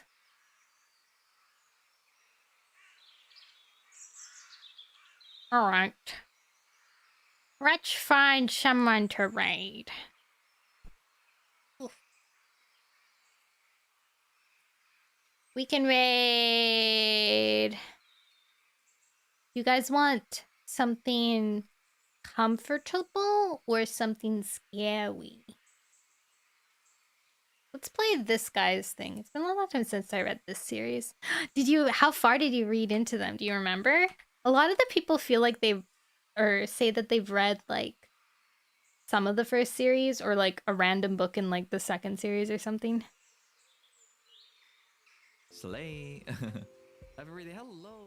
Okay, let's rate Kazmi. Kazmi? Izumi? He is he? Let me K. He doesn't have his pronouns. I don't see them, but I'm guessing he him. He's doing a subathon. It's the day one of his subathon. He's playing some cute looking game. So we're gonna rate him because it looks comfy. I was young and I think I went, ooh, that's impressive. Raid Izumi. Wade. I'm following so many people on Twitch and I don't know how I found them. But I'm glad that I have found them. Yay! Oh, Dizzy's streaming! Oh well. We've already picked. Tomorrow we have a stream collab with Dan and Saren. We're gonna play gambling with friends. I'm thinking that I might pretend I have a evil persona, you know, like a gritty old cowboy or something like that, just for fun. And then on Friday, I was gonna do Subnautica, but I might play that game that I was talking about earlier in the stream, the ramen shop one, just for like some chillingness. But Subnautica's still very good. I think I also will start streaming on the weekends too. When I don't have to like clean and stuff. So that's cool. We'll increase our stream days. Since I don't see why I shouldn't, especially if I'm wanting to grow. I have a goal now. I have a goal that I want to reach 35 concurrent viewers by the end of the year. I think that's a good number to aim for. That's like a healthy, good, sizable. Oh, you guys are gone. My bad. Bye, guys. Remember, see the good